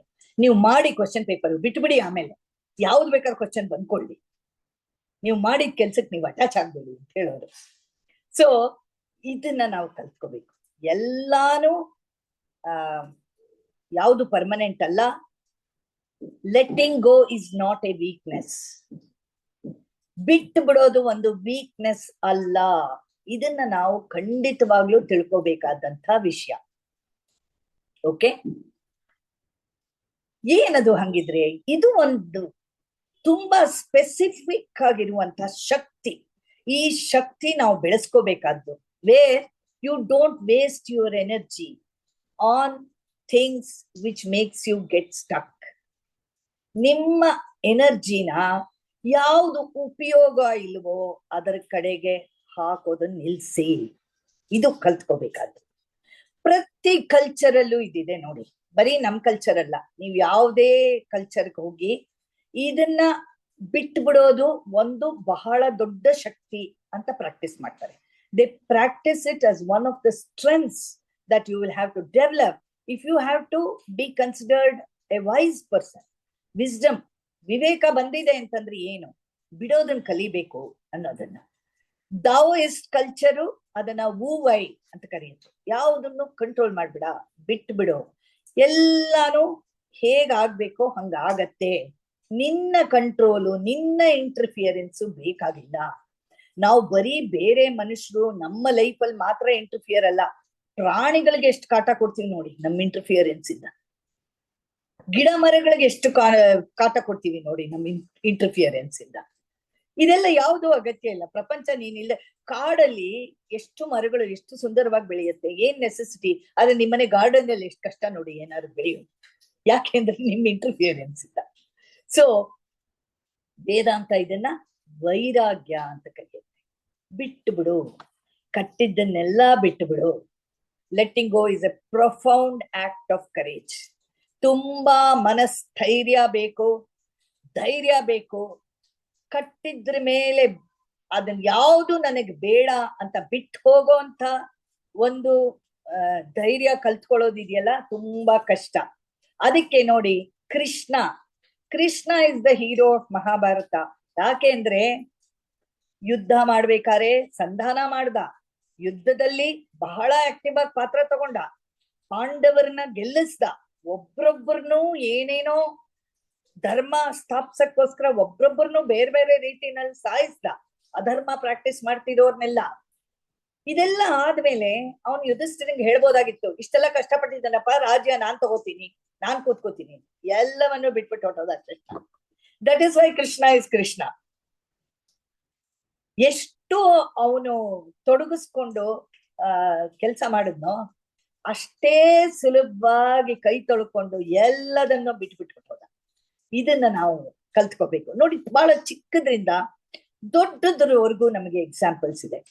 ಮತ್ತೆ ನೀವೆಲ್ಲಾರು ಸೆರಿನಿಟಿ ಪ್ರೇಯರ್ ದಿನ ಹೇಳ್ತೀರಾ, which is called the dichotomy of control. ದೇವ್ರೆ, ನನಗೆ ಯಾವುದನ್ನ ಕಂಟ್ರೋಲ್ ಮಾಡೋ ಕೆಪಾಸಿಟಿ ಇದೆ ಅದನ್ನ ಕಂಟ್ರೋಲ್ ಮಾಡುವಂತ ಶಕ್ತಿ ಕೊಡು. ಯಾವುದ್ರ ಮೇಲೆ ಕಂಟ್ರೋಲ್ ಇಲ್ಲ ಅದನ್ನ ಬಿಡೋ ಶಕ್ತಿ ಕೊಡು. ಇದು ಎರಡರ ನಡುವೆ ಯಾವ್ದು ಬಿಡಬಹುದು, ಯಾವ್ದು ಕಟ್ಕೋಬಹುದು, ಇದನ್ನ ಅರ್ಥ ಮಾಡ್ಕೊಳ್ಳೋ ವಿವೇಕ ಕೊಡು. ಇದಿಷ್ಟನ್ನು ನಾವು ದಿನ ಹೇಳ್ತೀವಿ, ಪ್ರತಿ ಯೋಗಕ್ಷೇಮ ಮೀಟಿಂಗ್ ಅಲ್ಲಿ ಹೇಳ್ತೀವಿ. ಎಷ್ಟು ಇದನ್ನ ಪಾಲಿಸ್ತಾ ಬಂದಿದ್ದೀವಿ. How much we are practising this. ಇದನ್ನ ನಾವು prayers are not meant just for verbalising it. ಸುಮ್ನೆ ಹೇಳೋದಲ್ಲ ಪ್ರೇಯರ್ ಅಂದ್ರೆ. ಆ ಪ್ರೇಯರ್ನ ಲೈಫ್ಗೆ ತಂದ್ಕೋಬೇಕು. ನೀವು ಈ ಸೆರಿನಿಟಿ ಪ್ರೇಯರ್ನ, ಈ ಡೈಕಾಟಮಿ ಆಫ್ ಕಂಟ್ರೋಲ್ನ ಲೈಫ್ ತಂದ್ಕೋಬೇಕು. ಆವಾಗ ನಿಮಗೆ ಮನಃಶಾಂತಿ. ಒಬ್ಬ ಬಿಲ್ಗಾರ ಬಾಣನ ಬಿಡೋವರೆಗೂ ಯೋಚನೆ ಮಾಡ್ತಾನೆ. ಬಾಣ ಬಿಟ್ಟ ಮೇಲೆ ಬಾಣ ಎಲ್ಲಿ ಹೋಯ್ತು, ಅಲ್ಲಿ ಹೋಗ್ಬೇಕಾಗಿತ್ತು, ಇಲ್ಲಿ ಹೋಯ್ತು, ಹೀಗ್ ಮಾಡ್ಬೇಕಾಗಿತ್ತು, ನಾನು ಹಾಗ್ ಮಾಡ್ಬೇಕಾಗಿತ್ತು, ಇಲ್ಲ, ಬಾಣ ಬಿಟ್ಟ ಮೇಲೆ ಮುಗೀತು, ನಮ್ಮ ಕೈಯಿಂದ ಹೋದ್ಮೇಲೆ. ಸೊ ಬಾಣ ಬಿಡೋವರೆಗೂ ಮಾತ್ರ ನಮಗೆ ಕಂಟ್ರೋಲ್, ಅದಾದ್ಮೇಲೆ ನಮಗೆ ಕಂಟ್ರೋಲ್ ಇಲ್ಲ. ನಮ್ಮ ಸಫರಿಂಗ್ ಬರೋದು ನಾವು ಒಂದು ಭ್ರಮೆನಲ್ಲಿದ್ದೀವಿ. ನಾವು ಬಾಣ ಬಿಟ್ಟ ಮೇಲೆ ಅದನ್ನ ಕಂಟ್ರೋಲ್ ಮಾಡಬಹುದು ಅಂತ ಅನ್ಕೊಂಡಿದೀವಿ. ಇದು ಈ ಭ್ರಮೆನಲ್ಲಿ ನಮಗೆ ಇರೋವರೆಗೂ ನಮಗೆ ಸಫರಿಂಗ್. ಬಾಣ ಬಿಟ್ಟ ಮೇಲೆ ಮುಗೀತು ಅನ್ನೋದು ಅರ್ಥ ಆದ್ರೆ ನಮಗೆ ಸಫರಿಂಗ್ ಇರಲ್ಲ. ಈಗ ಅರ್ಥ ಮಾಡ್ಕೊಳ್ಳೋಣ. ಹೌದು, ಇಷ್ಟೆಲ್ಲ ಅರ್ಥ ಆಗುತ್ತೆ, ಬಿಟ್ರೆ ಇಷ್ಟೆಲ್ಲ ಒಳ್ಳೇದಿದೆ, ನಮ್ ಸುತ್ತಲೂ ಬೇಕಾದಷ್ಟು ಎಕ್ಸಾಂಪಲ್ಸ್ ಇದೆ ಬಿಡಕ್ಕೆ. ಆದ್ರೂ ನಮ್ಗೆ ತುಂಬಾ ಕಷ್ಟ ಮೇಡಮ್ ಬಿಡೋದು. ಯಾಕೆ ಯಾಕೆ ನಮಗ್ ಕಷ್ಟ ಅನ್ನೋದನ್ನ ಅರ್ಥ ಮಾಡ್ಕೊಳ್ಳೋಣ. ನಾವು ಹ್ಯೂಮನ್ ಬೀಯಿಂಗ್ಸ್ ಆಗಿ, ಮೊದಲು ಕೋತಿ ಕತೆ ಹೇಳಿದ್ನಲ್ಲ, you learn lessons from mistakes. Yes. If you think about your lessons, yes. But many times we pass through life without thinking about the lessons, only thinking about the pain and suffering, only thinking about the incident. But we don't see the lesson behind it. If we see the lesson, we will be willing to let go. So, ನಾವು human beings ಆಗಿ ತುಂಬಾ ಎಲ್ಲದಕ್ಕೂ ಅಂಟ್ಕೊಳ್ಳುವ ಬುದ್ಧಿ. ಇದನ್ನ ನಾವು ನಮ್ಮ ಮನಸ್ಸೇ ಆ ತರ ಸೃಷ್ಟಿ ಮಾಡಿರ್ತಾನೆ ದೇವರು. ಯಾಕೆಂದ್ರೆ ನಮ್ಗೆ ಎವಲ್ಯೂಷನ್ಗೆ, ನಮಗೆ ಸರ್ವೈವಲ್ಗೆ ಅದು ಬೇಕು. ಸೊ ನಾವು ಬಹಳ ಕಾನ್ಶಿಯಸ್ ಆಗಿ ಅದನ್ನ ಓವರ್ಕಮ್ ಮಾಡ್ಬೇಕು. ಆಮೇಲೆ ಎರಡನೇದು, ನಮಗೆ ಬದಲಾವಣೆ ಇಷ್ಟ ಇಲ್ಲ. ನಾವು ನರಕ ಅನುಭವಿಸ್ತಾ ಇದ್ರು ಕೂಡ ಅದೇ ಕಂಟಿನ್ಯೂ ಆಗ್ಲಿ, ನಮಗೆ ಹೊಸದೇನೋ ಬೇಡ ಅನ್ನಿಸ್ತಾ ಇರತ್ತೆ. ಯಾಕೆಂದ್ರೆ ಹೊಸದ್ರ ಕಂಡ್ರೆ ಭಯ. So we don't like change. ಅದರಿಂದ ಇರೋದೆಲ್ಲ ಇದ್ದಂಗೆ ಇರ್ಲಿ, ಚೇಂಜ್ ಬೇಡ ಅಂತ ಅನ್ಕೋತಾ ಇರ್ತೀವಿ. ಇದು ನಮ್ಮನ್ನ ಬಿಟ್ಟು ಹೊಸದನ್ನ ವೆಲ್ಕಮ್ ಮಾಡಕ್ಕೆ ನಮಗೆ ಬಿಡೋದಿಲ್ಲ. ಮತ್ತೆ ಜೀವನ ಹೀಗೆ ಇರ್ಬೇಕು, ಹಾಗೇ ಇರ್ಬೇಕು ಅಂತ ನಮ್ದೊಂದು ಐಡಿಯಾ ಇರುತ್ತಲ್ಲ. ಜೀವನ ಅದ್ರ ಪಾಡಿಗೆ ಅದ್ ಸಾಕ್ತಾ ಇರುತ್ತೆ. ಆದ್ರೆ ನಮ್ಮ ಐಡಿಯಾ ಪ್ರಕಾರ ಆಗಿಲ್ಲ ಅಂತ ಹೇಳಿ ನಾವು ಅದನ್ನ ಕಂಟ್ರೋಲ್ ಮಾಡಕ್ ಟ್ರೈ ಮಾಡ್ತಾ ಇರ್ತೀವಿ. ಇದು ಕೂಡ ನಮಗೆ ಬಿಡೋದಕ್ಕೆ ಕಷ್ಟ ಆಗುತ್ತೆ. ಅರೆ, ಹೆಂಗ್ ಬೇಕೋ ಹಂಗಾಗತ್ತೆ ಜೀವನ ಅಂತ ಹೇಳೋದು ತುಂಬಾನೇ ಧೈರ್ಯ ಬೇಕು. ಆಸ್ ಪ್ರಭು ಸೆಟ್. ಸೊ ಇನ್ನು ನಾನು ಹೆಂಗೆ ಗ್ರೇಡ್ ಮಾಡಿದ್ದೀನಿ ಕಾರಣಗಳನ್ನ ಅಂದ್ರೆ, ಹೋಗ್ತಾ ಹೋಗ್ತಾ ಇನ್ನೂ ಕಷ್ಟ. ನಾವು ಸರಿ, ನಾವು ಎಲ್ಲಾದ್ರಲ್ಲೂ ಸರಿ, ನಾವು ಮಾಡಿದ್ದೇ ಸರಿ, ನಾವು ಯೋಚನೆ ಮಾಡ್ತಿರೋದೇ ಸರಿ, ನಾವು ಮಾಡ್ತಿರೋ ಆಕ್ಷನ್ಗಳೇ ಸರಿ, ನಮ್ಮ ನಡವಳಿಕೆ ಎಲ್ಲಾರ ಹತ್ರ ಸರಿ, ಬೇರೆಯವರು ಸರಿಗಿಲ್ಲ, ಹೀಗೆಲ್ಲ ಅನ್ಕೋತಾ ಇರ್ತೀವಲ್ಲ, ಇದು ಕೂಡ ನಮಗೆ ನಮ್ಮ ಬದಲಾವಣೆ ನಿಲ್ಸುತ್ತೆ. ಎಲ್ಲಿವರೆಗೂ ನಾನ್ ಸರಿ ಅನ್ಕೋತಿರ್ತೀನಿ, ನಾನು ಬದಲಾವಣೆಗೆ ರೆಡಿ ಇರಲ್ಲ. ಯಾವಾಗ ನಾನು ಒಂದ್ಸತಿ ನನ್ನ ಮನ್ಸಿಗೆ ಮೇ ಬಿ ಇಲ್ಲಿ ಏನೋ ನಾನು ಅವರ ಪಾಯಿಂಟ್ ಆಫ್ ವ್ಯೂ ಇಂದ ತಪ್ಪು ಮಾಡ್ತಾ ಇದ್ದೀನೇನೋ, let me try and understand ಅಂತ ಅರ್ಥ ಮಾಡ್ಕೊಂಡಾಗ ಆವಾಗ ನಮಗೆ ಬದಲಾವಣೆಗೆ ಸಿದ್ಧ ಇರ್ತೀವಿ. ಓಕೆ. ಆಮೇಲೆ ಎಲ್ಲದಕ್ಕಿಂತ ತುಂಬಾ ಕಷ್ಟ ಯಾವುದು? ನಮ್ಮ ಮೌಲ್ಯಗಳಿಗೆ ಹೊಡ್ತಾ ಬಿದ್ದಾಗ. ನಮ್ಮ ಮೌಲ್ಯಗಳಿಗೆ ಹೊಡ್ತಾ ಬಿದ್ರೆ ನಾವು ಅದನ್ನ ಮಾತ್ರ ಕ್ಷಮಿಸೋದು ತುಂಬಾ ಕಷ್ಟ ಆಗತ್ತೆ, ಅದನ್ನ ಬಿಟ್ಕೊಡೋದು ತುಂಬಾ ಕಷ್ಟ ಆಗತ್ತೆ. ಏನಿದು ಮೌಲ್ಯಗಳು ಅಂದ್ರೆ, ಈಗ ನನ್ನ ಜೀವನದಲ್ಲಿ ನಾನು ಯಾರಿಗೂ ಸುಳ್ಳು ಹೇಳಲ್ಲ ಅಂತ ನನ್ನ ಮೌಲ್ಯ ಇದು. ಆದ್ರೆ ನನಗೆ ಯಾರ ಸುಳ್ಳು ಹೇಳ್ಬಿಟ್ರೆ ನನಗ್ ಕ್ಷಮಿಸಕ್ಕೆ ಆಗಲ್ಲ ಅವ್ರನ್ನ. ಯಾಕೆ? ನನ್ನ ಮೌಲ್ಯಗಳಿಗೆ ಹೊಡ್ತಾ ಬಿದ್ದಿದೆ, ಅದಕ್ಕೋಸ್ಕರ ನಾ ಬಿಡಲ್ಲ. ಆದ್ರೆ ನಾವು ಆ ಟೈಮ್ನಲ್ಲಿ ನಾವೇನ್ ಅರ್ಥ ಮಾಡ್ಕೋಬೇಕು, ಇದು ನನ್ನ ಮೌಲ್ಯ, ಅದಿನ್ನೂ ಅವ್ರ ಮೌಲ್ಯ ಆಗಿಲ್ಲ. ಅದರಿಂದ ನನ್ನ ಮೌಲ್ಯನ ಅವ್ರ ಮೇಲೆ ಹೇರಕ್ಕಾಗಲ್ಲ. ಅವ್ರಿಗಿನ್ನೂ ಬಹಳ ಅನುಭವಗಳಾಗ್ಬೇಕು ಇದನ್ನ ಮೌಲ್ಯ ಮಾಡ್ಕೊಳಕ್ಕೆ. ಈ ತಾಳ್ಮೆ, ಈ ಸಹಿಷ್ಣುತೆ ಇದು ಬರ್ಬೇಕು. We should learn to tolerate. My values are my values. ಈಗ ನಾನು ಯಾರಿಗೂ ಮೋಸ ಮಾಡಲ್ಲ ಅಂತ ನನ್ನ ಮೌಲ್ಯ. ಯಾರೋ ನನಗೆ ಮೋಸ ಮಾಡ್ಬಿಟ್ರೆ ನನಗೆ ಸಿಕ್ಕಾಪಟ್ಟೆ ಕೋಪ ಬಂದ್ಬಿಡತ್ತೆ, ಅವ್ರನ್ನ ಕ್ಷಮಿಸಕ್ಕಾಗಲ್ಲ, ನನಗೆ ಅವ್ರ ಹತ್ರ ಮಾತಾಡಕ್ಕಾಗಲ್ಲ, ಇನ್ನೊಂದ್ಸತಿ ಅವ್ರ ಜೊತೆ ಒಂದು ಒಡನಾಟ ಇಟ್ಕೊಳಕ್ಕಾಗಲ್ಲ ನನಗೆ. ಯಾಕೆ?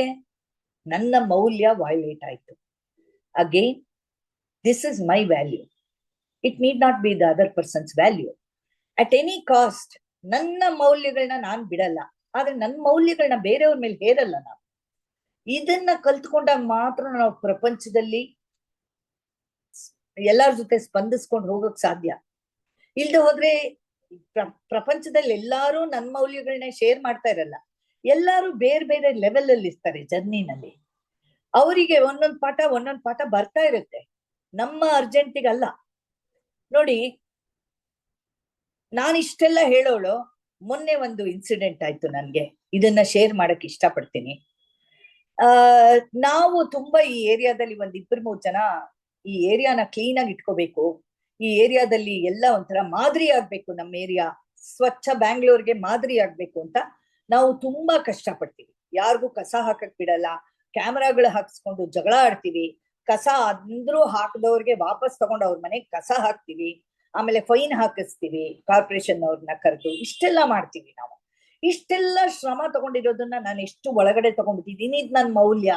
ಆದ್ರೆ ಎಲ್ಲಾರ ಮೌಲ್ಯ ಆಗಿರ್ಬೇಕಾಗಿಲ್ಲ ಅಂತ ನಾನು ಹೇಳ್ತಾ ಇರೋಳು. ಇದನ್ನ ನಮ್ಮನೆ ಹತ್ರ ಒಂದ್ ಅಂಗಡಿ ಇದೆ, ಅದು ಊಟ ಕೊಡ್ತಾರೆ, ಅವರು ಸುಮಾರು ಜನಕ್ಕೆ ಊಟ ಮಾರ್ತಾರೆ, ಅಲ್ಲೊಂದು ಕ್ಯಾಂಟೀನ್ ಇದೆ. ಅಲ್ಲಿ ಒಂದು ಹೊಸ ತಂದೆ ತಾಯಿ 1 ವರ್ಷದ ಮಗುನೋ 1.5 ವರ್ಷದ ಮಗುನೋ ಅಂಗಡಿ ಮುಂದೆನೇ ಅದಕ್ಕೆ ಮೂತ್ರ ಮಾಡಿಸ್ತಾ ಇದ್ದಾರೆ. ನಾನು ತುಂಬಾ ಕಾಮಾಗಿ ಹೇಳಕ್ ಹೋದೆ ಆ ತಾಯಿಗೆ, ಅಮ್ಮ ಇಲ್ಲಿ 10 ಜನ ಊಟ ಮಾಡ್ತಾರೆ, ಇಲ್ಲಿ ಮಾಡಿಸ್ತಿದ್ಯಲ್ಲಮ್ಮ ನೀನ್ ಇವತ್ ಹಂಗ ಅಂದಿದ ತಕ್ಷಣ ಅವಳು ಅದು ಸಣ್ಣ ಮಗು ಅಂದ್ಲು. ನನಗ್ ತುಂಬಾ ಕೋಪ ಬಂದ್ಬಿಡ್ತು, ಅದನ್ನ ಜಸ್ಟಿಫೈ ಮಾಡ್ಕೊಂಡ್ಲು ಅಂತ ತುಂಬಾ ಕೋಪ ಬಂದ್ಬಿಡ್ತು. ಅದಕ್ಕೆ ನಾನು ಹೇಳಿದೆ, ಇವತ್ ಸಣ್ಣ ಮಗು, ನೀನ್ ಇವತ್ತೇನ್ ಕಲಿಸ್ತಾ ಇದೀಯ ನಾಳೆ ಅದೇ ಕಲಿಯುತ್ತೆ. ನಾಳೆ ದೊಡ್ಡವನಾದ್ಮೇಲೆ ಇಷ್ಟು ಚೆನ್ನಾಗಿರಲ್ಲ, ಅವ್ನು ನಿಂತ್ಕೊಂಡು ಎಲ್ಲಿ ಅಂದ್ರೆ ಅಲ್ಲಿ ಇದೇ ಕೆಲಸ ಮಾಡಿದ್ರೆ ಅವಾಗ ನಾವೇ ಬೈತೀವಿ. ನೋಡಿ ತಂದೆ ತಾಯಿಗಳೇ ಹೇಗ್ ಹಾಳು ಮಾಡ್ತಾರೆ ಅಂತ. ಅವಳು ಎತ್ತರದ ಸ್ವರದಲ್ಲಿ ಕಿರ್ಚಕ್ ಶುರು ಮಾಡ್ಬಿಟ್ಲು. ನಾನು ಎಷ್ಟು ಕೋಪ ಬಂದ್ಬಿಡ್ತು ನನಗೆ ಅಂದ್ರೆ, ನಾನು ಹೇಳಿದೆ, ಅದು ಸಣ್ಣ ಮಗು, ನಿನಗ್ ಕತ್ತೆಗ್ ಬಂದಂಗ್ ವಯಸ್ಸಾಗಿದೆಯಲ್ಲ, ನಿನಗ್ ಬುದ್ಧಿ ಇಲ್ವಾ ಅಂತೆಲ್ಲ ಬೈದ್ಬಿಟ್ಟೆ, ಚೆನ್ನಾಗಿ ಹಿಡ್ಕೊಂಡು ಬೈದ್ಬಿಟ್ಟೆ. ಆಮೇಲೆ ಮನೆಗ್ ಬಂದು ತುಂಬಾ ರಿಗ್ರೆಟ್ ಮಾಡಿದೆ. ನಾನು ಯಾತಕ್ಕೆ ಅಷ್ಟು ಕೋಪ ಮಾಡ್ತೀನಿ? ನಾ ಯಾಕೆ ಇದನ್ನ ಹೇಳ್ತಾ ಇದ್ದೀನಿ ಅಂದ್ರೆ, ಈ ಮೌಲ್ಯಗಳನ್ನ ತಂದ್ಕೊಳ್ಳೋದು ಅಥವಾ ಈ ಮೌಲ್ಯಗಳನ್ನ ಪ್ರಾಕ್ಟೀಸ್ ಮಾಡೋದು, ಈ ಮೌಲ್ಯಗಳನ್ನ ಬೇರೆಯವ್ರ ಮೇಲೆ ಹೇರದೇ ಇರೋದು, ಇದೆಲ್ಲ ಏನ್ ಅಷ್ಟು ಈಸಿ ಅಲ್ಲ. ಎಷ್ಟೇ ಹೇಳ್ಕೊಂಡ್ರು ನಾವ್ ಇದನ್ನ ಈ ತಪ್ಪುಗಳ್ ಮತ್ತೆ ಮತ್ತೆ ಮಾಡ್ತಾ ಇರ್ತೀವಿ. ಆದ್ರೂ ಕೂಡ ನಾವು ಮತ್ತೆ ನಮ್ಮ ಮೇಲೆ ನಾವು ಬೇಜಾರ್ ಮಾಡ್ಕೊಳ್ದೆ ಮತ್ತೆ ಅಭ್ಯಾಸಕ್ಕೆ ತಂದ್ಕೋಬೇಕು. ತಪ್ಪು ಮಾಡಿದೆ ಅಲ್ಲಿ, ಇಲ್ಲ ಅವ್ರಿಗಿಷ್ಟೇ, ಅವ್ರ ಸಂಸ್ಕಾರ ಇದು, ಅವ್ರಿಗಿಷ್ಟೇ ಅರ್ಥ ಆಗಿರೋದು. ಮತ್ತೆ ಇನ್ನೊಬ್ರು ಮಾಡಿದಾಗ ಅಷ್ಟೇ ಪೇಷಂಟ್ ಆಗಿ ಹೇಳ್ಬೇಕು, ನಾನ್ ಕೋಪ ಮಾಡ್ಕೋಬಾರ್ದು. ಇದು ಲೆಸನ್. ಈ ರೀತಿ ನಾವು ನಮ್ಮ ಮೌಲ್ಯಗಳನ್ನ ಬೇರೆಯವರು ಪಾಲಿಸ್ಬೇಕು, ನಮ್ಮ ಮೌಲ್ಯಗಳನ್ನ ಅವರು ತಂದ್ಕೋಬೇಕು ಅಂತ ಎಕ್ಸ್ಪೆಕ್ಟ್ ಮಾಡದೆ ಬಿಟ್ರೆ ಖಂಡಿತವಾಗ್ಲು ನಮಗೆ ನೆಮ್ಮದಿ.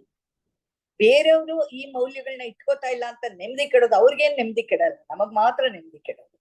ಓಕೆ, ಸೊ ಈಗ before we go further, next ನಾನು ಏನ್ ಹೇಳ್ಬೇಕು ಅಂತ ಇಷ್ಟಪಡ್ತೀನಿ ಅಂದ್ರೆ, ಇದನ್ನ ನಮ್ ಜೀವನಕ್ಕೆ ತಂದ್ಕೊಳ್ಳೋದು ಹೇಗೆ.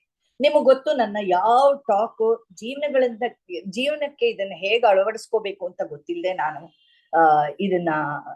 ನಾನು ಯಾವತ್ತೂ ಒಂದ್ ಟಾಕ್ ಅನ್ನು ಮುಗಿಸಲ್ಲ. Because we should be able to bring all this into practice, otherwise there is no point in listening to this.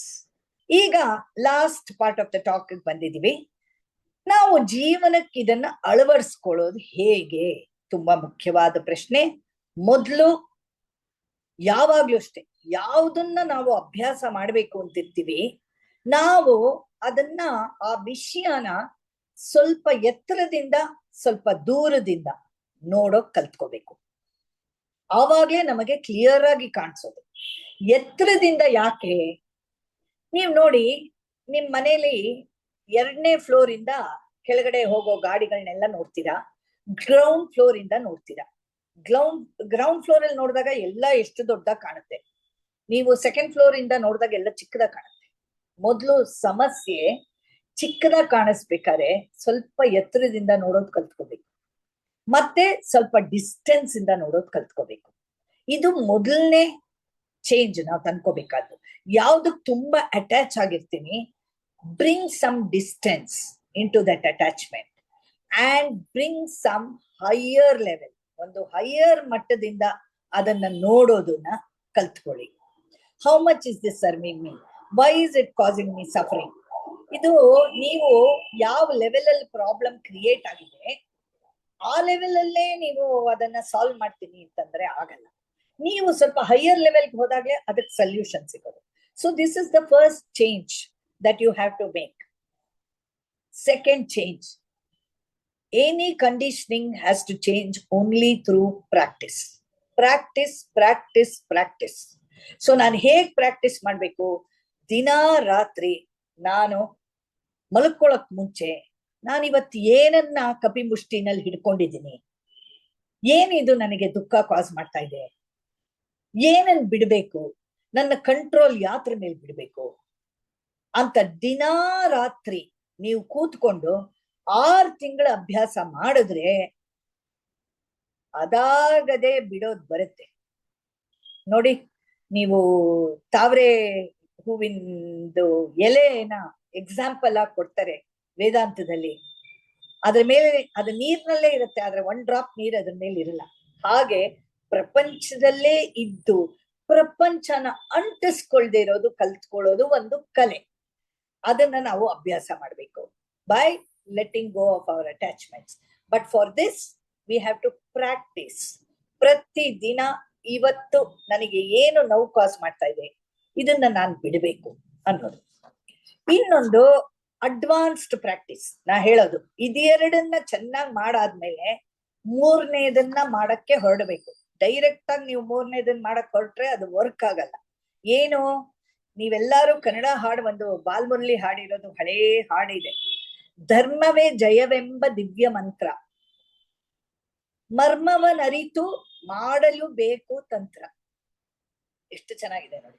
ಧರ್ಮವೇ ಜಯವೆಂಬ ದಿವ್ಯ ಮಂತ್ರ, ಮರ್ಮವನರಿತು ಮಾಡಲು ಬೇಕು ತಂತ್ರ. ವಿಷವಿಕ್ಕಿದವರಿಗೆ ಸದ್ಗತವ ನುಡಿಸಲು ಬೇಕು, ದ್ವೇಷ ಮಾಡುವವರ ಪೋಷಿಸಲು ಬೇಕು, ಮೋಸ ಮಾಡುವವನ ಹೆಸರು ಮಗನಿಗಿಡಬೇಕು. ಏನಿದ್ರ ಅರ್ಥ?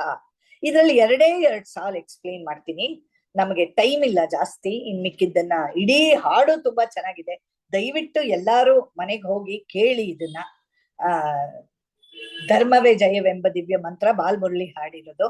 ನೀವು ಇಂಟರ್ನೆಟ್ಗೆ ಹೋಗಿ ಕೇಳಿದ್ರೆ ಇದು ಹಾಡು ಸಿಗತ್ತೆ. ದ್ವೇಷ ಮಾಡುವವರ ಪೋಷಿಸಲು ಬೇಕು. ಪೋಷಣೆ ಅಂದ್ರೆ ಏನು? ನರ್ಚರ್ ಮಾಡ್ಬೇಕು, ನೋಡ್ಕೋಬೇಕು, ಕೇರ್ ಮಾಡ್ಬೇಕು, ಪ್ರೊಟೆಕ್ಟ್ ಮಾಡ್ಬೇಕು. ಪೋಷಣೆ ಅನ್ನೋ ಪದಕ್ಕೆ ಅಷ್ಟ ಅರ್ಥ ಇದೆ. ನಿಮ್ಮನ್ನ ಯಾರು ದ್ವೇಷ ಮಾಡ್ತಾರೋ ಅವ್ರನ್ನ ಪೋಷಣೆ ಮಾಡಿ. ಯಾತಕ್ಕೆ ಪೋಷಣೆ ಮಾಡ್ಬೇಕು? ನಿಮ್ಮನ್ ದ್ವೇಷ ಮಾಡೋರು ನಿಮಗೆ ಪ್ರಪಂಚದಲ್ಲಿ ಬೇಕಾಗಿರುವಂತ ಏನದು ಅವತ್ತಿಗೆ ಬೇಕಾದಂತ ವಿದ್ಯೆನ ಕಲಿಸ್ತಾ ಇದ್ದಾರೆ. ನಾನು ಹಿಂದೆ ಕೂಡ ನನ್ನ ಟಾಕ್ ಅಲ್ಲಿ ಹೇಳಿದ್ದೀನಿ, your enemies are your spiritual friends. ನಿಮ್ ಒಳಗಡೆ ಇರುವಂತಹ ಶಕ್ತಿ, the hidden strengths in you is will come out only when you have people who hate you. ಎಲ್ಲ ನಿಮ್ ಜೊತೆ ಒಪ್ಕೊಳ್ಳೋರು, ಎಲ್ಲ ನಿಮ್ಮನ್ನ ಇಷ್ಟ ಪಡೋರು ಮಾತ್ರ ನೀ ಮಾಡಿದ್ದೆಲ್ಲ ಸರಿ ಅನ್ನೋರು ನಿಮ್ ಸುತ್ತಲೂ ಇದ್ರೆ ನಮಗ್ ಕಲಿಯಕ್ಕೇನಿದೆ? One difficult spouse, one difficult son, one difficult neighbour, one difficult colleague at my work, ಇವರೆಲ್ಲ ಕಲ್ಸೋ ಪಾಠ ನಿಮಗೆ ನಿಮ್ಮನ್ ಪ್ರೀತಿಸೋರು ಯಾರು ಕಲ್ಸಲ್ಲ. ಸೊ ದ್ವೇಷ ಮಾಡುವವರ ಪೋಷಿಸಬೇಕು. ಯಾರು ನನ್ನ ದ್ವೇಷ ಮಾಡ್ತಾರೆ ಅವ್ರು ನನ್ನ ಒಳಗಿರೋ ಶಕ್ತಿನ ತಗೊಂಡ್ ಬರ್ತಾ ಇದ್ದಾರೆ ಹೊರಗಡೆ. ಹಂಗಂತ ಅವ್ರಿಗೆ ಹೋಗಿ ಕಾಲಿಗೆ ಮುಟ್ಟಿ ನಮಸ್ಕಾರ ಮಾಡ್ಬೇಕು ಅಂತಲ್ಲ. ನನ್ನ ಒಳಗಡೆ ನಾನು ಇದನ್ನ ಅರ್ಥ ಮಾಡ್ಕೋಬೇಕು. ನಾನು ಅವ್ರು ನನ್ನ ದ್ವೇಷ ಮಾಡ್ತಿದ್ದಾರೆ ಅಂದ್ರೆ ನಾನ್ ವಾಪಸ್ ದ್ವೇಷ ಮಾಡೋದಲ್ಲ, ಅದು ಕುರುಡಾಗಿ ಮಾಡೋದು. ಆ ರೀತಿ ಮಾಡಿ ಪ್ರಯೋಜನ ಇಲ್ಲ. ಓಕೆ. ಮೋಸ ಮಾಡುವವನ ಹೆಸರು ಮಗನಿಗೆ ಇಡಬೇಕು. ನಿಮಗೆ ಯಾರು ಮೋಸ ಮಾಡ್ತಾರೋ ಮಗನಿಗೆ ಆ ಹೆಸರು ಇಡಬೇಕು. ಯಾಕೆ? ಮಗನ ಹೆಸರು ಕರಿಬೇಕಾರೆಲ್ಲ ಪ್ರೀತಿಯಿಂದ ಕರಿತೀರ. ಆದ್ರಿಂದ ನಿಮ್ಮ ಮೋಸ ಮಾಡಿದನೆ ಅನ್ನೋ ನೋವನ್ನು ಕಡಿಮೆ ಮಾಡ್ಕೋಬೇಕಾದ್ರೆ ಆ ನೋವನ್ನ ಪ್ರೀತಿಗೆ ಬದಲಾಯಿಸ್ಕೋಬೇಕು. ನಿಮ್ಮನ್ನ ಕಾಡೋದ್ ನಿಲ್ಲಿಸ್ಬೇಕು. ಸೊ ಮೋಸ ಮಾಡುವವನ ಹೆಸರು ಮಗನಿಗೆ ಇಡಬೇಕು. ಯಾಕಂದ್ರೆ ಮಗನ ಪ್ರೀತಿಯಿಂದ ಕರಿಬೇಕಾದ್ರೆ. ಸೊ ಈ ರೀತಿ ಈ ಬದಲಾವಣೆ ಇದೆಯಲ್ಲ, ತುಂಬಾ ಅಡ್ವಾನ್ಸ್ಡ್ ಬದಲಾವಣೆ ಇದೆ. ಅಷ್ಟು ಈಸಿ ಅಲ್ಲ ಈ ಬದಲಾವಣೆ ತಂದ್ಕೊಳ್ಳೋದು. ಬಟ್ ತಂದ್ಕೋತೀನಿ ಅಂತ ಮನಸ್ಸು ಮಾಡಿದ್ರೆ ಇಂಪಾಸಿಬಲ್ ಅಲ್ಲ, ಸಾಧ್ಯ ಇದೆ ಇದನ್ನ ತಂದ್ಕೊಳಕ್ಕೆ. ಓಕೆ. ಸೊ ಈ 3 ಅಭ್ಯಾಸಗಳನ್ನು ನೀವು ನಿಮ್ ಜೀವನಕ್ಕೆ ತಂದ್ಕೋತೀರಾ ಅಂತ ನಾನು ನಂಬಿದ್ದೀನಿ. ಲಾಸ್ಟ್, ಯಾತಕ್ಕೆ ಬಿಡ್ಬೇಕು? Why should I let go? ಯಾತಕ್ಕೆ ಬಿಟ್ಕೊಡ್ಬೇಕು, ಯಾತಕ್ಕೆ ಬಿಡ್ಬೇಕು, ಇದರ ಬೆನಿಫಿಟ್ಸ್ ಏನು? ನಮಗೆ ಯಾವುದು ತುಂಬಾ ಮುಖ್ಯನೋ ಅದಕ್ಕೆ ಜಾಗ ಮಾಡ್ತಾ ಇರ್ತೀವಿ. We will be making space for things that actually matter. ಈ ಬೇಡದೇ ಇರೋದನ್ನ ಎಷ್ಟು ತಲೆಯಲ್ಲಿ ಇಟ್ಕೊಂಡು ಓಡಾಡ್ತಾ ಇರ್ತೀವಿ ಅಂದ್ರೆ ಬೇಕಾದಕ್ಕೆ ನಮಗೆ ಟೈಮೇ ಇರಲ್ಲ, ಜಾಗನೇ ಇರಲ್ಲ, ನಮಗೆ ಅದನ್ನ ಅನುಭವಿಸೋ ಸಂತೋಷನೇ ಇರಲ್ಲ. So first thing, we should create space for things that actually matter. ಮತ್ತೆ ನಮ್ಮ ಮೈಂಡ್ ಅನ್ನ ಪೇನ್ ಇಂದ, ಸಫರಿಂಗ್ ಇಂದ ಬಿಡುಗಡೆ ಮಾಡ್ತಾ ಇರ್ತೀವಿ. ಆ ಪೇನು, ಆ ಸಫರಿಂಗು ಏನೂ ತರಲ್ಲ ನಮ್ಗೆ. ಅದನ್ನ ಹಿಡ್ಕೊಂಡು ಒದ್ದಾಡ್ತಾ ಇರ್ತೀವಿ. ಅದನ್ನ ಬಿಡೋದು ಕಲ್ತ್ಕೋಬೇಕು ನಾವು. ಅದು ವರಿ ಇಲ್ದೆ, ಸಫರಿಂಗ್ ಇಲ್ದೆ ಹೇಗಿರಬಹುದು ಅನ್ನೋದನ್ನ ಕಂಡುಕೊಂಡಾಗ ಆ ನೆಮ್ಮದಿ, ಶಾಂತಿಲಿ ಇರೋದು ಎಷ್ಟು ಚೆನ್ನಾಗಿರುತ್ತೆ ಅನ್ನೋದನ್ನ ನಾವೆಲ್ಲರೂ ಅನುಭವಿಸ್ಬೇಕು. ಮತ್ತೆ ಬಿಟ್ಟಾಗ ನಮ್ಮ ಈಗೋನ ಚೆಕ್ಕಲ್ಲಿ ಇಟ್ಕೋತೀವಿ. ನಾವೆಲ್ಲರೂ ಸೆಲ್ಫ್ ಇಂಪಾರ್ಟೆನ್ಸ್ ಬಗ್ಗೆ ಹಿಂದೆ ಟಾಕ್ ಅಲ್ಲಿ ಮಾತಾಡಿದ್ದೀನಿ ನಾನು. ಸೆಲ್ಫ್ ಇಂಪಾರ್ಟೆನ್ಸ್ ತುಂಬಾ ಎನರ್ಜಿ ಹೋಗ್ತಾ ಇರುತ್ತೆ ನಮಗೆ. ಸೆಲ್ಫ್ ಇಂಪಾರ್ಟೆನ್ಸ್ ಬಿಟ್ಟಾಗ ನಾವು ಎನರ್ಜಿ ಸೇವ್ ಮಾಡ್ತೀವಿ ಅಂತ. ಅದರಿಂದ ಭಗವದ್ಗೀತೆನಲ್ಲೂ ನಮ್ಮ ಈಗೋ ಬಿಡ್ಬೇಕು. ಈಗೋ ಯಾತಕ್ ಬಿಡ್ಬೇಕು ಅಂತ ಹೇಳಲ್ಲ, ಈಗೋ ಬಿಡ್ಬೇಕು ಅಂತ ಹೇಳ್ತಾರೆ. ಯಾವಾಗ ಬಿಡೋದನ್ನ ಕಲ್ತ್ಕೋತೀವೋ ಆವಾಗ ನಮ್ ಈಗೋ ಮೇಲೆ ನಮ್ಗೆ ಕಂಟ್ರೋಲ್ ಇರುತ್ತೆ. ಮತ್ತೆ ಕ್ಷಮಿಸೋದ್ ಕಲ್ತ್ಕೋತೀವಿ. ಯಾವಾಗ ಬಿಡ್ತೀವಿ ಆವಾಗ ಕ್ಷಮಿಸೋದ್ ಕಲ್ತ್ಕೋತೀವಿ. ಇದು ಇಂಪಾರ್ಟೆಂಟ್ ಅಲ್ಲ, ನಾನು ಅದರಿಂದ ಕ್ಷಮಿಸ್ತೀನಿ ಅಂತ ಹೇಳೋದು. ಮತ್ತೆ ಕೃತಜ್ಞತೆ ಕಲ್ತ್ಕೋತೀವಿ. ಮತ್ತೆ ನಮಗೆ ಏನು ದೇವರು ಶಕ್ತಿಗಳು ಕೊಟ್ಟಿದ್ದಾನೆ ಅದನ್ನ ನಾವು ಇನ್ನೂ ಚೆನ್ನಾಗಿ ಉಪಯೋಗಿಸೋದು ಕಲ್ತ್ಕೋತೀವಿ. ಮತ್ತೆ ನಮ್ಮ ಬೆಳವಣಿಗೆ ಆಗಕ್ಕೆ ನಾವು ಅವಕಾಶ ಕೊಡ್ತೀವಿ. ನಮಗೆ ವಾಸಿ ಮಾಡ್ಕೊಳಕ್ಕೆ ನಮ್ಮ ಮನ್ಸನ್ನ ಅವಕಾಶ ಕೊಡ್ತೀವಿ. ಇದಕ್ಕೆಲ್ಲ ನಾವೇ ಪರ್ಮಿಷನ್ ಕೊಡದೇ ಇದ್ರೆ ಇದೆಲ್ಲ ಆಗಲ್ಲ. We have to give permission to grow and heal. ಯಾವಾಗ ಇದನ್ನೆಲ್ಲ ಹೊರಗಡೆ ಹಾಕ್ಬಿಟ್ಟು ಜಾಗ ಮಾಡಿದಾಗ, ಹೀಲ್ ಆಗಕ್ಕೆ ಜಾಗ ಮಾಡಿದಾಗ, ಬೆಳವಣಿಗೆಗೆ ಜಾಗ ಮಾಡಿದಾಗ, ನಾವು we will allow all these good emotions to come. ಮತ್ತೆ ನಮ್ಮ ಜೀವನದ ಕ್ವಾಲಿಟಿನ ಇಂಪ್ರೂವ್ ಮಾಡ್ಕೊಳ್ಳಕ್ಕೆ ಒಂದು ಅವಕಾಶ ಕೊಟ್ಕೋತೀವಿ. ನೀವೆಲ್ಲ ಯೋಗಕ್ಷೇಮಕ್ಕೆ ಬಂದಿರೋದೇ ನಿಮ್ಮ ಲೈಫ್ ನ ಕ್ವಾಲಿಟಿನ ಇಂಪ್ರೂವ್ ಮಾಡ್ಕೊಳಕ್ಕೆ. ನಿಮ್ಮ ಲೈಫ್ ಕ್ವಾಲಿಟಿ ಇಂಪ್ರೂವ್ ಮಾಡ್ಕೋಬೇಕು ಅಂದ್ರೆ ಇದನ್ನೆಲ್ಲ ನಾವು ಜೀವನಕ್ಕೆ ತಂದ್ಕೋಬೇಕು. ಓಕೆ, ಸೊ ಇದಿಷ್ಟು ಹೇಳ್ತಾ ನನ್ನ ಮಾತನ್ನು ಮುಗಿಸ್ತೀನಿ. Thank you. ಕೇಳಿದ್ರಲ್ಲ ವೀಕ್ಷಕರೇ, ಇಷ್ಟೊತ್ತು ಶ್ರೀಮತಿ ವತ್ಸಲಾ ಮೇಡಮ್ ಅವರು ಯಾವ ವಿಷಯದ ಬಗ್ಗೆ ನಮಗೆಲ್ಲ ತಿಳಿಸ್ಕೊಟ್ಟಿದ್ದಾರೆ.